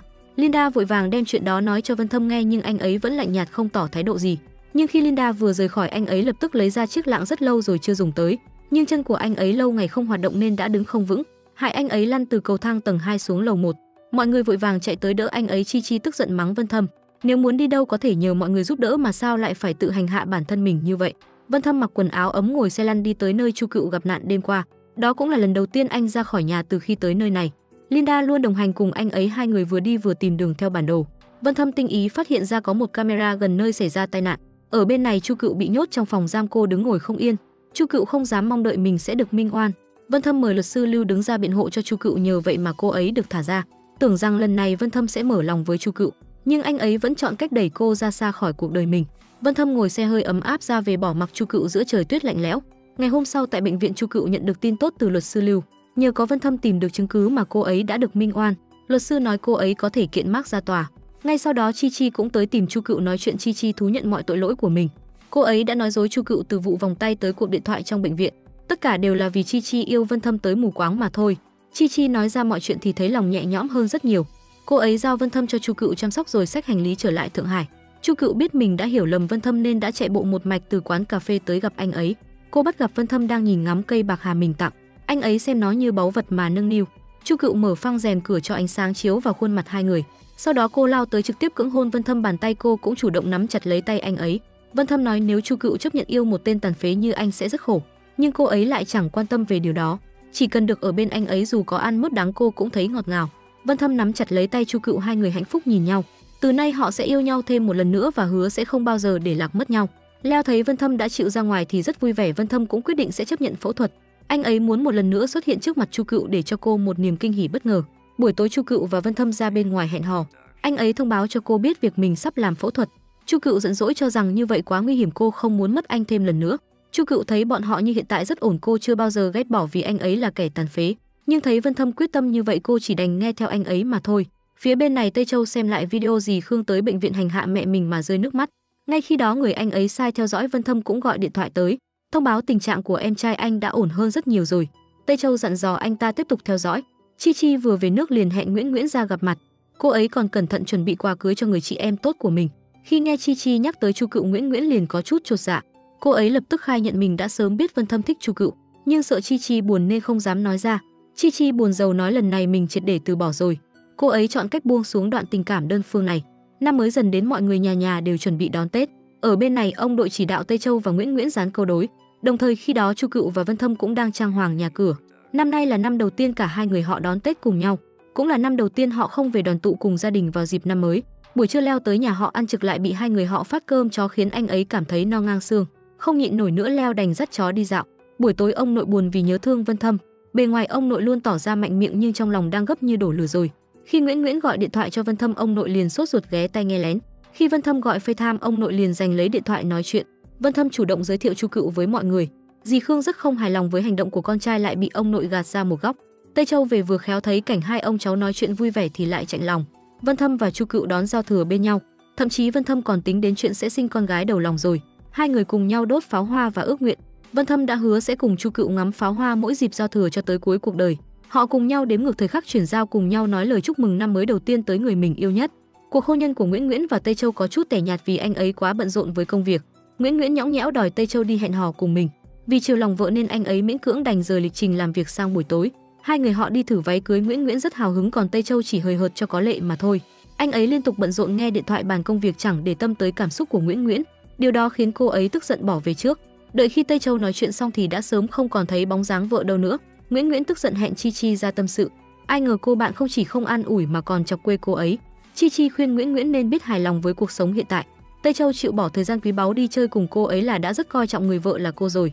Ngay khi đó Tây Châu gọi tới thông báo mình phải đi Singapore công tác, khiến Nguyễn Nguyễn càng thêm tức giận, lập tức cúp máy ngang.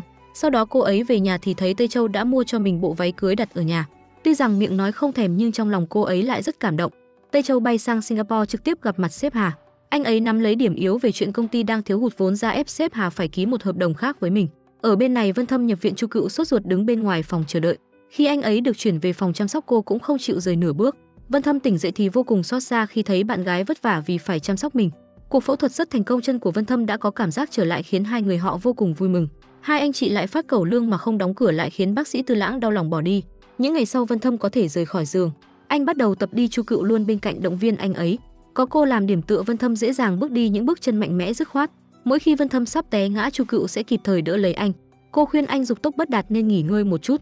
Việc chữa trị là chuyện về lâu về dài, không phải ngày một ngày hai là xong được. Những ngày sau đó ban ngày Chu Cựu tới bệnh viện làm việc, buổi tối sẽ giúp Vân Thâm xoa bóp chân. Vân Thâm cho rằng mình đang làm khổ nhưng Chu Cựu liền mắng yêu anh ấy.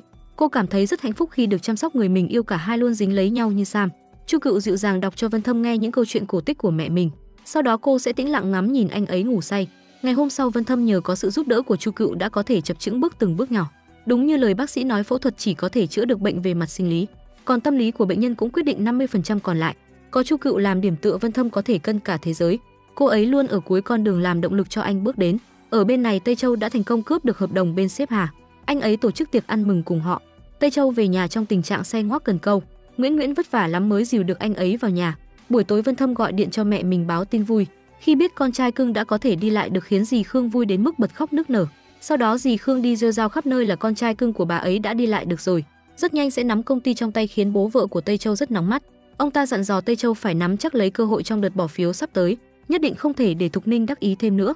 Ở nhà Nguyễn Nguyễn đang học cách nấu ăn của mẹ mình. Cô ấy muốn tự tay nấu ăn cho Tây Châu. Sau khi có thể đi lại, Vân Thâm đã lấy lại được phong độ. Khi rảnh rỗi anh ấy sẽ vẽ những bản thiết kế đồng hồ, sau đó gửi bản thảo tới Thụy Sĩ cho công ty đồng hồ nổi tiếng nhất thế giới đánh giá. Sau đó Chu Cựu và Vân Thâm tới bệnh viện thăm giáo sư Han. Ông ấy cho biết bệnh tự miễn vẫn chưa có thuốc chữa, hàng ngàn trẻ em vẫn đang phải chống chọi với căn bệnh quái ác đó. Chú Han xin Vân Thâm giúp đỡ mình. Anh lập tức nói ông ấy hãy cứ nghỉ ngơi, còn mọi chuyện cứ giao cho anh ấy lo liệu. Buổi tối anh ấy xem lại những bức ảnh về bọn trẻ bị nhiễm bệnh tự miễn, cuối cùng quyết định gọi cho Tây Châu. Ở bên này Tây Châu thấy người gọi là Vân Thâm thì ban đầu không thèm nghe, nhưng sau đó giây lát lại đổi ý mà nhấc máy. Anh em thân thiết bây giờ nói chuyện với nhau còn câu lệ thua cả người dưng. Vân Thâm xin phép được về công ty giúp đỡ anh mình nhưng lại bị Tây Châu tàn nhẫn từ chối. Nguyễn Nguyễn vất vả nấu một mâm đồ ăn nhưng đợi mãi Tây Châu không về, nên cô ấy ngủ gật lúc nào không hay. Đến khi Tây Châu trở về đồ ăn đã sớm nguội lạnh. Tây Châu nhìn đôi tay xinh đẹp được chăm sóc của cô ấy giờ đã có nhiều vết thương thì không nói lên lời. Nguyễn Nguyễn tỉnh dậy thấy Tây Châu đã về thì giận dỗi. Cô trách anh ấy không về nhà ăn cơm cũng không báo cho mình một câu, hại mình đợi anh ấy cả tối với chiếc bụng đói meo. Thấy Tây Châu chân thành xin lỗi, Nguyễn Nguyễn cũng nguôi giận. Tây Châu chủ động đi hâm lại thức ăn để vợ nghỉ ngơi. Ngày hôm sau Vân Thâm thông báo với Chu Cựu, anh ấy và Leo sẽ cùng nhau hợp tác tìm cây Peru chữa bệnh cho trẻ em nghèo vùng núi. Vân Thâm sợ phải xa Chu Cựu, bọn họ ở gần nhau thời gian qua quá hạnh phúc, anh ấy không nỡ xa cô. Vân Thâm ngỏ ý mời Chu Cựu về nước cùng mình. Chu Cựu nói sẽ suy nghĩ thêm, sau khi thu xếp xong việc ở đây sẽ về sau. Cô ấy cũng đang nghĩ tới chuyện đó vì bà nội cũng già rồi cần người chăm sóc. Buổi tối ông nội gọi Tây Châu tới hỏi có phải nhà anh ấy đang gặp khó khăn không. Nguyễn Nguyễn phải đem bán một bức tranh trong nhà lấy tiền tiêu. Tây Châu ngỏ ý sẽ trả lại tiền cho ông nội nhưng bị ông ấy mắng át đi. Đều là người một nhà sao lại tính toán như vậy. Bề ngoài Tây Châu tỏ ra ngoan ngoãn nghe lời ông nội dạy sẽ đối tốt với Vân Thâm, nhưng sau lưng lại sai người của mình trông coi mọi nhất cử nhất động của em trai. Có gì thay đổi phải lập tức báo cho anh ấy. Ở bên này Vân Thâm và Chu Cựu đi siêu thị thì bị mắc và đàn em của hắn úp sọt. Hắn chế giễu Chu Cựu có khẩu vị nặng, thích những người ẻo lả tàn phế. Sau đó hắn xô ngã Vân Thâm, còn tên đồng bọn khác lại khống chế Chu Cựu. Mác đè bẹp Vân Thâm ra đất, dùng cây gậy đánh mạnh vào đôi chân bị thương của anh ấy. Chu Cựu chỉ có thể trơ mắt nhìn người mình yêu bị hắn đánh. Tên Mác đánh Vân Thâm đến mức hộc cả si rô dâu tây. Người của Tây Châu nhìn thấy tất cả nhưng không chịu can thiệp, hắn chỉ nhếch mép cười mà thôi. Chu Cựu bất lực kêu cứu trong tuyệt vọng. Ở bên khác ông nội khen ngợi Tây Châu vì anh ấy đã ký được hợp đồng lớn bên Singapore. Tây Châu giải quyết được thêm cả vụ của Vân Thâm thì niềm vui như được nhân đôi. Khi về nhà Nguyễn Nguyễn còn chuẩn bị pháo chúc mừng anh ấy thăng chức. Chu Cựu ngồi sốt ruột đợi bên ngoài phòng cấp cứu. Linda chạy vào mang đồ cho cả hai người, thật may mắn bác sĩ đã đi ra. Ông ấy nói đã phẫu thuật lại cho Vân Thâm. Tuy rằng không ảnh hưởng tới tính mạng nhưng sau này cần điều dưỡng cẩn thận hơn một chút. Chu Cựu nói với Leo rằng cô ấy không biết đối diện với Vân Thâm thế nào. Cô ấy thà rằng người bị đánh là mình còn hơn để Vân Thâm bị liên lụy. Dì Khương nghe tin con trai lại nhập viện thì ngay lập tức vội vàng book vé bay sang đó. Vân Thâm tỉnh dậy, bác sĩ dặn dò anh ấy sau này chú ý cẩn thận hơn. Khi anh ấy và Chu Cựu còn đang nói chuyện thì dì Khương lao tới. Bà ấy sốt sắng kiểm tra khắp người con trai xem có bị khuyết chỗ nào không. Vân Thâm nói mình không sao, còn nói dối bản thân gặp cướp mà thôi. Vân Thâm giới thiệu Chu Cựu với mẹ của mình, dì Khương chỉ lạnh nhạt gật đầu lấy lệ mà thôi. Sau đó liền lấy cớ đang trong giờ làm việc rồi đuổi Chu Cựu đi. Tên đàn em sung sướng kể thành tích của mình cho Tây Châu nghe. Hóa ra hắn ta chính là người kích động Mark tới trả thù Vân Thâm và Chu Cựu. Sau khi nghe hắn nói em trai mình bị đánh đến gãy chân, Tây Châu liền tức giận túm cổ áo Tần cho hắn một trận, sau đó sai người tống cổ hắn ra bên ngoài. Dì Khương chăm sóc Vân Thâm rất chu đáo, chỉ có điều bà ấy hơi lắm miệng mà thôi. Dì Khương liên tục giục Vân Thâm về lại Thượng Hải. Bà ấy cố gắng tiêm nhiễm vào đầu anh ấy những điều không hay về Tây Châu. Dì Khương cầu xin con trai về công ty làm việc cùng mình. Bà ấy nói nếu Vân Thâm không tranh giành thì Tây Châu cũng không để anh ấy yên đâu. Vân Thâm an ủi mẹ mình đợi bác sĩ cho phép xuất viện sẽ theo bà ấy về Thượng Hải. Sau đó dì Khương về nhà tra hỏi Linda về chuyện Vân Thâm bị tai nạn. Bà ấy liền gọi Chu Cựu tới trả cho cô ấy một khoản tiền lớn, sau đó đuổi việc cô ấy. Chu Cựu không thắc mắc gì, chỉ nhận tiền rồi kéo vali rời đi. Cô ấy nghĩ như vậy cũng tốt, bản thân mình sẽ không làm liên lụy Vân Thâm nữa. Buổi tối Vân Thâm nhắn tin tới Chu Cựu đắn đo một hồi, cuối cùng vẫn là quyết định không trả lời anh ấy. Sáng hôm sau Chu Cựu cầm tiền đến gặp Vân Thâm, anh ấy thấy cô nhận rồi thì sợ đến suýt đứng tim. Vân Thâm nói mình đáng giá hơn số tiền đó nhiều, xin Chu Cựu đừng vì chút lợi ích nhỏ mà bỏ rơi anh ấy. Hai người lại vui vẻ trêu đùa cùng nhau giống như chưa từng có chuyện không vui gì xảy ra vậy. Chu Cựu cảm thấy tổn thương khi bị mẹ chồng tương lai ghét bỏ. Vân Thâm đã ôm bạn gái vào lòng để tiếp thêm cho cô ấy sức mạnh. Chu Cựu ra cửa thì gặp Thục Ninh, bà ấy cho rằng Chu Cựu nói một đằng làm một nẻo. Hôm qua đã đồng ý rời xa Vân Thâm, hôm nay lại quay xe tỏ ra tiếc rẻ. Chu Cựu giải thích qua loa vài câu rồi liền bỏ đi vì có ca phẫu thuật cần cô ấy phụ trách. Vân Thâm sau đó đưa phong bì trả cho mẹ mình. Anh ấy mong rằng dì Khương dù không thể yêu thương Chu Cựu, nhưng hãy tôn trọng cô ấy và quyết định của chính mình. Vân Thâm xác định nếu không phải Chu Cựu thì sẽ không lấy ai khác. Dù cho mẹ không đồng ý, anh ấy cũng vẫn sẽ lựa chọn nghe theo trái tim mình. Thục Ninh muốn hợp thức hóa hôn nhân của con trai mình thành một cuộc liên hôn thương mại với nhà của Chi Chi. Vân Thâm thất vọng hỏi mẹ mình đã bao giờ nghĩ cho hạnh phúc của anh ấy chưa? Hay lúc nào bà ấy cũng chỉ biết đến lợi ích. Sau đó dì Khương cũng trở lại Thượng Hải. Bác sĩ thông báo kết quả của Vân Thâm rất khả quan, có lẽ anh ấy sẽ bình phục trong nay mai mà thôi. Việc đầu tiên khi Vân Thâm làm khi khỏi bệnh, đó là đưa bạn gái đi dạo để bù đắp cho những ngày cô ấy phải thiệt thòi chăm sóc anh. Họ hạnh phúc như một cặp vợ chồng son đang thở mặn nồng. Chu Cựu có chút không nỡ khi phải xa Vân Thâm. Để cô yên tâm, anh liền hứa cả đời này chỉ chung thủy với mình cô mà thôi. Vân Thâm quay về, người vui nhất vẫn là ông nội. Anh ấy vẫn luôn là đứa cháu tâm can bảo bối của ông ấy mà. Ngày hôm sau Vân Thâm tới công ty, đó cũng là lần đầu tiên anh ấy gặp lại Tây Châu sau nhiều năm xa cách. Vân Thâm rất nhiệt tình thăm hỏi, nhưng trái lại Tây Châu lại rất hời hợt. Ở bên này Tư Lãng và Chu Cựu đang làm tiệc chia tay. Leo sắp lên đường tiếp quản thay vị trí của tiến sĩ Han, còn Chu Cựu cũng sắp lên đường về nước. Tư Lãng còn đặc biệt chuẩn bị quà cho mọi người. Nếu như của Leo là một lọ kem chống nắng đơn giản, thì anh ấy lại thiên vị Chu Cựu hơn cả khi tặng cô ấy hẳn một món trang sức đắt tiền. Sau đó anh ấy quyến luyến đưa cô một quãng đường về nhà. Tư Lãng chần chừ không biết mở lời thế nào, chỉ đành chôn giấu tình cảm đơn phương của mình. Vân Thâm quay lại làm việc khiến Trần Lạc và mọi người rất vui vẻ. Sau đó anh ấy đem theo bản kế hoạch của mình đi gặp Tây Châu xin quyền khai thác cây Peru. Tây Châu nói sẽ đồng ý với một điều kiện, đó là Vân Thâm phải từ chức tại công ty Lang Thiên. Thấy anh trai trở nên bất cận nhân tình như vậy khiến Vân Thâm rất khó xử. Vân Thâm cố gắng khuyên nhủ Tây Châu nhưng chỉ nhận được sự phũ phàng từ anh ấy mà thôi. Vân Thâm rất bất lực, không hiểu từ khi nào mà tình cảm hai anh em họ lại có khoảng cách lớn như vậy rồi. Họ thậm chí chẳng thể tìm thấy tiếng nói chung cùng nhau. Chu Cựu âm thầm về nước tạo bất ngờ cho bà nội. Vừa nhìn thấy bà cô liền không kìm được mà rơi nước mắt. Dù cuộc sống bên ngoài sóng to gió lớn thì ngôi nhà vẫn luôn là nơi con người ta tìm về. Chu Cựu nhõng nhẽo đòi bà nội làm nhiều món ngon cho mình. Cô nhìn bức ảnh chụp một nhà ba người của mình. Chu Cựu nhớ lại về cha mẹ đã khuất, cô ấy đã từng có một gia đình hạnh phúc, có bố và mẹ yêu thương cô vô bờ bến. Ngày hôm sau Chu Cựu tới tìm Vân Thâm tại công ty. Hai người phát cơm chó giữa thanh thiên bạch nhật khiến mấy cô lễ tân ngại chín mặt. Đúng là chỉ cần bạn mặt dày không ngại thì nhất định sẽ có người ngại thay bạn. Vân Thâm đang chăm chú soạn tài liệu thì người anh em Leo gọi điện đến báo tin. Kế hoạch đề xuất lúc trước của anh rất có tương lai, còn có khả năng đoạt giải Nobel. Cúp máy Vân Thâm vui đến nỗi chỉ hận không thể nhảy lên ăn mừng được. Tây Châu cùng lúc đang nói chuyện với ông nội. Ông ấy tưởng Tây Châu vẫn còn giận Vân Thâm vì mẹ của anh mất, nhưng Tây Châu không hề, lại còn đồng ý với ông nội sẽ hợp tác phát triển lâu dài với Vân Thâm sau này. Sau khi tìm hiểu và biết được bệnh viện chỗ Chu Cựu làm việc hầu hết là bác sĩ nữ, Vân Thâm đặc biệt mang cà phê đến lấy lòng họ để họ đối tốt với Chu Cựu hơn. Nhưng mục đích thực sự là để tặng hoa chúc mừng ca phẫu thuật thành công của Chu Cựu lần đầu về nước. Cũng không quên phát cơm chó để đồng nghiệp của Chu Cựu ghen tị. Trùng hợp là bạn thân nhiều năm của Vân Thâm là Chi Chi cũng làm việc ở đây, nhưng cô ấy có vẻ gượng gạo khi gặp Vân Thâm, hay nói đúng hơn là vì thấy Vân Thâm đến thăm bạn gái Chu Cựu. Chu Cựu về nhà thì vui lắm, mà bà cô cũng nhìn ra tâm trạng của cô cháu gái, cứ vừa cắm hoa vừa cười tủm tỉm thế kia chắc chắn là có người yêu rồi mà. Chu Cựu cũng không giấu bà, ngại ngùng gật đầu ra vẻ thừa nhận. Bà đặt luôn một list câu hỏi để Chu Cựu không kịp trả lời. Chu Cựu cũng hứa lần sau sẽ mang Vân Thâm về ra mắt. Hôm sau Vân Thâm đích thân đến thăm Nguyễn Nguyễn một chuyến, chủ yếu là Vân Thâm muốn hỏi xem Nguyễn Nguyễn có phải biết lý do vì sao Tây Châu cứ lạnh nhạt lại còn tỏ thái độ ra mặt với anh hay không. Đương nhiên là cô ấy không trả lời kiếm cớ tránh đi nơi khác. Buổi tối Vân Thâm đưa Chu Cựu về, trước khi chia tay anh còn muốn cô tặng mình một nụ hôn ngọt ngào. Đúng lúc cảnh tình tứ của hai người đã bị bà của Chu Cựu nhìn thấy. Bà còn mời Vân Thâm đã đến thì vào nhà ngồi chơi mà Vân Thâm cũng chẳng có lý do gì từ chối. Bà Chu Cựu có vẻ khá ưng mắt với cậu cháu rể tương lai này. Bà cười tít mắt cả buổi quên luôn việc dọn cơm cho đôi bạn trẻ phải để Chu Cựu nhắc. Nhưng cơ hội này Vân Thâm cũng tranh thủ ghi điểm trong mắt bà vợ tương lai xuống bếp giúp bà nấu cơm. Không như vẻ bề ngoài, Vân Thâm khá thành thạo việc bếp núc, lại còn chọc cho bà Chu Cựu cười vang cả căn bếp nữa. Dùng bữa xong Vân Thâm nhanh chân khám phá nhà Chu Cựu để xem cô có giấu tấm hình của idol nào không. Nhưng toàn là giấy khen người đẹp như Chu Cựu thế mà lại không có mối tình nào sao?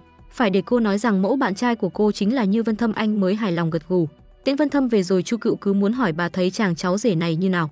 Bà thì đương nhiên là ưng rồi, phải hỏi Chu Cựu thấy ra sao, mà với cô anh đương nhiên rất tốt rồi. Trong lúc đó Chi Chi và Tây Châu đi ăn cùng nhau, nhưng Tây Châu vừa mở lời lần sau có thể rủ Chi Chi đi lần nữa không thì cô ấy đã từ chối ngay lập tức. Còn nhân vấn đề là do mình chưa muốn mở lòng với ai. Chi Chi vẫn nhớ về mối tình đầu của mình cũng chính là Vân Thâm. Chính hành động thả hoa giấy hồi còn nhỏ để an ủi Chi Chi của Vân Thâm đã khiến cô ấy nhớ mãi không quên. Tây Châu vừa ra đến hầm gửi xe thì anh bị Tôn Thành chặn đường tống tiền. Nếu không đưa 1 triệu nhân dân tệ thì 2 đoạn ghi âm vạch trần bộ mặt giả dối của anh sẽ bị tung ra.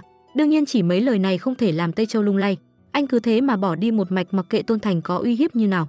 Nguyễn Nguyễn thì luôn thèm khát một gia đình nhỏ với Tây Châu. Dù vậy cưới nhau đã lâu anh ấy vẫn không có ý định sinh con với cô, mà trước mặt bố mẹ Nguyễn Nguyễn vẫn phải giả vờ là mình chưa tính đến thế. Nhưng nhìn gia đình qua đường hạnh phúc cô ấy vẫn không kìm được và ngước nhìn theo. Nguyễn Nguyễn cũng nói thẳng với Tây Châu nhưng anh ấy lại gạt chuyện có con đi, còn bảo giờ chưa phải lúc, mà lúc nào mới phải thì còn chưa biết. Lời này khiến Nguyễn Nguyễn hụt hẫng mà bỏ vào nhà trước. Tống tiền Tây Châu không được, Tôn Thành đã đến tìm Vân Thâm, cũng nói với anh chuyện anh bị người đánh chính là do Tây Châu đứng đằng sau. Sự thật khiến Vân Thâm không thể tin, lập tức đến tìm Tây Châu hỏi cho ra lẽ. Mà Tây Châu cũng chẳng giấu giếm, còn nói mình đã cảnh cáo Vân Thâm đừng về Thượng Hải và anh không nghe. Với Tây Châu Vân Thâm chính là mối đe dọa. Hết lời để nói với Tây Châu rồi Vân Thâm chỉ có thể thất vọng bỏ đi. Lúc ra ngoài còn không quên đóng cửa rất lịch sự. Vân Thâm không biết Tây Châu cũng có nỗi khổ riêng, còn vì cãi nhau với Vân Thâm mà ngồi uống rượu một mình. Nguyễn Nguyễn có khuyên Tây Châu nói sự thật cho Vân Thâm. Cảnh sát cũng kết luận lúc trước chỉ là tai nạn, nhưng Tây Châu không cần cô vợ này chĩa mũi vào, đây là việc của hai anh em anh. Lúc còn nhỏ hai anh em họ Phó vốn rất thân thiết. Lúc bố họ mất Tây Châu còn làm chỗ dựa cho Vân Thâm. Anh ấy nói bố mất thì còn có anh đây mà. Cũng chính trong sân tập này mà bây giờ Vân Thâm lại ngồi đây một mình cô đơn. Có lẽ sự xích mích của Tây Châu với Vân Thâm chính là khi mẹ anh mất, nhưng Vân Thâm đang nằm viện lại được ông nội ở bên còn an ủi hứa nấu nồi đồ ăn thật ngon. Trông họ thật hạnh phúc mà Tây Châu chỉ có thể nhìn từ bên ngoài phòng bệnh vào. Anh ấy không thể nào quên được người mẹ quá cố của mình. Lúc sầu não người ta sẽ tỉnh đến rượu và Vân Thâm cũng thế. Anh uống rất nhiều rồi đến trước cửa nhà Chu Cựu ngồi, phải để cô ra rìa vào trong nghỉ ngơi trước Vân Thâm mới chịu đứng lên. Hôm sau Vân Thâm tỉnh dậy trước còn muốn hôn trộm Chu Cựu một cái, mà cô bất ngờ tỉnh lại còn đá anh lăn xuống đất quê quá nên Vân Thâm giả vờ mình vừa tỉnh ngủ. Nhưng vải thưa sao che được mắt thánh của Chu Cựu chứ. Cô còn muốn anh mau chóng rời đi trước khi bà biết, mà Vân Thâm cứ nhất quyết phải ở lại, còn muốn chào hỏi bà một tiếng. Ai ngờ cảnh hai người đang tình trạng ý thiếp lại bị bà cô vô duyên và không gõ cửa nhìn thấy. Cô Chu Cựu cũng không mấy hiểu chuyện, đang giờ ăn mà cứ lăng xăng lên hỏi xem Vân Thâm làm ở đâu rồi dò cổ phần của công ty. Bà và Chu Cựu đều khó chịu ra mặt mà bà cô kia vẫn không chịu tha cho Vân Thâm, lại còn bảo là Chu Cựu cứ chỉ biết dọa người thôi. Bà Chu Cựu giải vây cho cả hai đành để đôi bạn trẻ ra ngoài ăn bánh mì vậy. Nhưng Vân Thâm cũng không chê, còn hưởng thụ bánh mì nóng nữa chứ. Chu Cựu nghĩ cả tối vẫn là nên nói với Vân Thâm, có khi nào anh và Tây Châu là hiểu lầm, cả hai vẫn nên ngồi lại nói chuyện với nhau. Nói là thế nhưng khi hai anh em gặp nhau thì nhìn nhau một cái đã là quá rồi. Mỗi người một thang máy, không ai chịu bắt lời trước cho đến khi thang máy đóng lại. Vân Thâm nghĩ kỹ rồi anh quyết định đưa bằng chứng cho cảnh sát. Trước đó Vân Thâm có nói với Nguyễn Nguyễn về quyết định của mình, mà cô ấy đương nhiên không muốn chồng mình đi bốc lịch, hơn nữa hai người cũng là anh em ruột. Dù với Vân Thâm anh không cảm thấy Tây Châu xem mình là anh. Nguyễn Nguyễn cũng buột miệng nói ra vụ tai nạn ngày trước của Vân Thâm. Người đăng xuất là mẹ của Tây Châu, rồi lúc đó người Vân Thâm tránh chính là mẹ của Tây Châu. Không ai nói với Vân Thâm là vì sợ anh bị sốc tâm lý. Hóa ra tất cả chỉ là màn kịch của Vân Thâm, anh chỉ lừa Nguyễn Nguyễn để cô ấy nói ra sự thật, chứ Vân Thâm không hề có ý định tố cáo Tây Châu. Vân Thâm đã lập tức đến đấu kiếm với Tây Châu chủ yếu là để nói lời xin lỗi với anh trai mình, nhưng Tây Châu lại lạnh lùng nói rằng mọi việc anh làm đều là vì công ty. Tây Châu chỉ nghĩ cho lợi ích của mình. Lúc nghe tin Nguyễn Nguyễn bị ngã chấn thương nhẹ, Tây Châu đã chạy về chăm sóc cô, mà cô ấy không hiểu chuyện cứ bắt Tây Châu phải kể hết mọi thứ với mình. Làm gì Tây Châu chịu nghe, thế là cả hai lại có màn đôi co. Cuối cùng Tây Châu thâu đêm uống rượu giải sầu một mình. Vừa uống nước mắt Tây Châu không tự chủ mà rơi lã chã. Từ đêm đến sáng chai rượu Tây Châu uống cũng không còn một giọt. Chưa từ bỏ, Tông Thành tiếp tục tìm đến mẹ Vân Thâm để nói cho bà lý do anh bị thương ở bên Đức. Cùng lúc thư ký Thành mang một ông giáo sư và nói rằng ông ta sẽ đảm nhận dự án Peru. Quan trọng là người đứng đầu là Vân Thâm lại không biết gì về việc này, mà cô thư ký Thành này cũng giỏi lý do. Vân Thâm cũng chẳng rảnh mà đôi co, anh nhấc áo đi thẳng, mấy người muốn sao thì làm nấy đi. Mẹ Vân Thâm vừa biết chuyện Tây Châu hại con trai mình, bà ấy chạy thẳng đến chỗ anh định sẽ khô máu một phen, mà còn chưa kịp chạm vào người Tây Châu bà ấy đã bị anh túm tay chặn lại. Không động thủ được mẹ Vân Thâm động khẩu, bà ấy mắng Tây Châu tâm cơ như mẹ mình. Động đến người mẹ quá cố, Tây Châu không nhịn mà định ra tay với mẹ Vân Thâm. Cũng may Vân Thâm đến kịp đưa mẹ đi, mới có chút mà mẹ Vân Thâm đã phải nằm viện. Nhưng bà ấy vẫn không quên nhắc nhở con trai để ý đến gia sản. Mẹ Vân Thâm chỉ sợ Tây Châu sẽ chiếm tài sản của gia đình, mà Vân Thâm từ trước đã không để ý đến việc này. Anh bảo mẹ nghỉ ngơi rồi chuồn lẹ. Mẹ Vân Thâm vẫn muốn tác hợp cho anh và Chi Chi, lại còn gọi điện muốn giục anh về nhà. Vân Thâm liền kiếm cớ mình bận việc để cúp máy trước. Trong lúc đó Tây Châu thấy có lỗi với Nguyễn Nguyễn, định mua quà tặng cô mà nghĩ đi nghĩ lại thôi. Hơn nữa buổi tối về Nguyễn Nguyễn cũng không ở nhà, cô đã về nhà bố mẹ mình. Thấy con gái một mình trở về, mẹ Nguyễn Nguyễn còn sợ cô bị Tây Châu bắt nạt. Việc bận của Vân Thâm chính là đến xem Chu Cựu làm việc ra sao. Anh còn không quên giả vờ dỗi vì cô bận rộn không để ý đến mình. Chu Cựu liền bù đắp cho anh bằng một tô mì tôm nóng hổi vừa thổi vừa ăn, khuyến mãi thêm một cây xúc xích siêu to khổng lồ. Chu Cựu muốn hỏi xem Vân Thâm đã giải quyết mâu thuẫn với Tây Châu chưa. Rõ ràng là mọi chuyện chưa đi đến đâu. Dạo này cũng bận rộn, Vân Thâm muốn Chu Cựu cùng mình đi du lịch để giải tỏa căng thẳng. Đây có thể gọi là đưa nhau đi trốn không nhỉ? Trước đó Vân Thâm định sẽ đưa Chu Cựu về nhà chính thức ra mắt gia đình. Anh muốn mẹ đồng ý, nghĩ đến cảm nhận của mình, bởi ông nội cũng không có ý kiến gì rồi. Ban đầu mẹ Vân Thâm còn không đồng ý, nhưng Vân Thâm đã hứa với bà ấy sẽ tranh giành gia sản với Tây Châu rồi thì mẹ anh cũng phải nghĩ cho anh chứ. Sao có thể cứ gắn ghép anh với Chi Chi được. Hôm sau Vân Thâm vừa trình bày kế hoạch kinh doanh của mình xong thì Tây Châu đã lập tức phản đối, còn bảo nếu khó quá thì bỏ đi, có mối khác ngon hơn đã liên hệ sẵn rồi. Làm vậy còn có thể thu hồi vốn về, và lời nói của Tây Châu đã làm ban cổ đông bàn tán. Vân Thâm hết chịu nổi sự phá đám của Tây Châu rồi, anh tung luôn một cước thẳng mặt Tây Châu. Mà Tây Châu cũng không đánh trả, còn thách Vân Thâm ra tay lần nữa. Cũng may có người ngăn cản, không thì Tây Châu cũng mặt mày lồi lõm rồi. Tây Châu cũng cơ hội dùng vết thương của mình để Nguyễn Nguyễn hết giận, và cách này thực sự có hiệu quả. Nguyễn Nguyễn còn muốn mua trứng gà giúp Tây Châu giảm sưng, mà cuối cùng thành ra lại ăn luôn quả trứng ấy.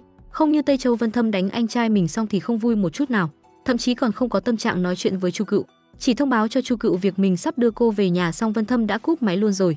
Mà Chu Cựu thì lại còn lời chưa nói ra, vì đánh nhau trước mặt cổ đông anh em họ Phó khiến ông nội rất thất vọng, và ông nội đã giao quyền quản lý dự án Peru cho Vân Thâm.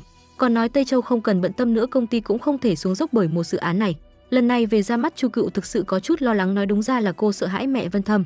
Lúc trước bà ấy đã cảnh cáo cô tránh xa con trai bảo bối của bà ra, thậm chí còn thuê người nhấn nước Chu Cựu để dằn mặt. Thực sự thì với những việc đó nói Chu Cựu có thể vui vẻ đến gặp mẹ Vân Thâm chắc chắn là không thể. Nhưng Chu Cựu không biết nói với ai, chỉ có thể kể cho đàn anh và xin lời khuyên của anh ấy. Bà Chu Cựu vẫn là rất yêu thương cháu gái. Vì hạnh phúc của cô, bà sẵn sàng đem 2 cây nấm quý mình cất giấu mình năm để Chu Cựu mang đến biếu ông nội và mẹ Vân Thâm. Hôm sau Chu Cựu còn muốn giả vờ đau bụng để không vào nhà, hay lại định để Vân Thâm phải bế cô mới chịu vào đây. Ông nội rất vui khi gặp Chu Cựu, còn nhân cơ hội Vân Thâm lên gọi mẹ mà trò chuyện vui vẻ với Chu Cựu. Rõ ràng là ông rất ưng cô cháu dâu này rồi. Nhưng mẹ Vân Thâm thì thái độ ra mặt không những không xuống nhà. Khi Vân Thâm lên gọi xuống gặp mặt con dâu tương lai, bà ấy nói mình chỉ đồng ý gặp bạn Vân Thâm chứ không phải con dâu. Mẹ Vân Thâm còn chẳng thèm coi món quà cô tặng ra gì, nhận cũng không thèm nhìn lấy một cái. Lúc ăn cơm bà con khó chịu vì Vân Thâm cứ quấn quýt bên Chu Cựu, phải để ông nội giải vây, nhà cũng đâu có nhiều quy tắc như vậy. Mẹ Vân Thâm còn nói thẳng ra mặt rằng gia đình mình môn đăng hộ đối với nhà Chi Chi, còn Chu Cựu không xứng, nếu lấy con trai bà ấy thì cô phải bỏ việc ở nhà chăm sóc.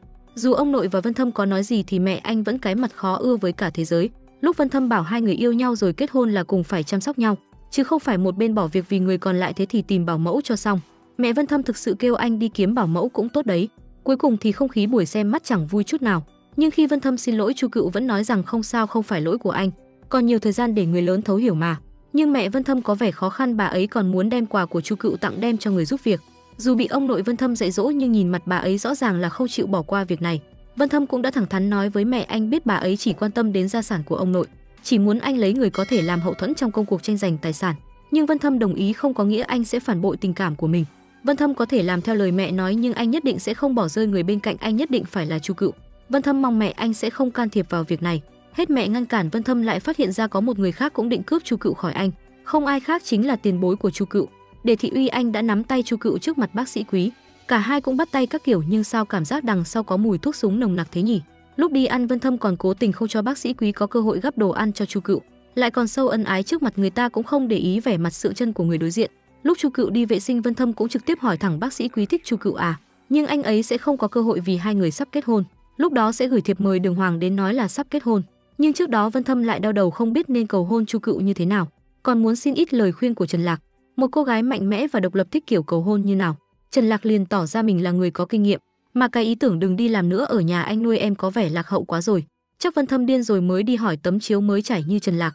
Vân Thâm liền nhờ đến bà Chu Cựu, bà ấy liền tạo luôn cho hai người không gian riêng tư ở nhà, còn đặc biệt chuẩn bị rất nhiều món ăn ngon. Vừa nhìn đồ ăn ngon trên bàn cất công chuẩn bị như này, nhìn qua một cái Chu Cựu đã đoán được là Vân Thâm làm, mà vẫn chưa đoán được để kỷ niệm ngày gì vì cũng không phải sinh nhật của cả hai.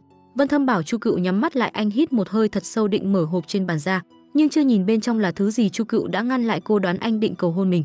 Chu Cựu nói mình rất yêu Vân Thâm nhưng chuyện kết hôn là của hai gia đình, cô cần thêm thời gian để mình và mẹ anh có thể chấp nhận nhau. Có hơi chút buồn nhưng Vân Thâm vẫn tôn trọng quyết định của Chu Cựu. Đang lúc hai người định phát cẩu lương mà Trần Lạc lại gọi đến đúng lúc, cũng là anh bạn hóng hớt xem sếp mình đã cầu hôn được người đẹp chưa.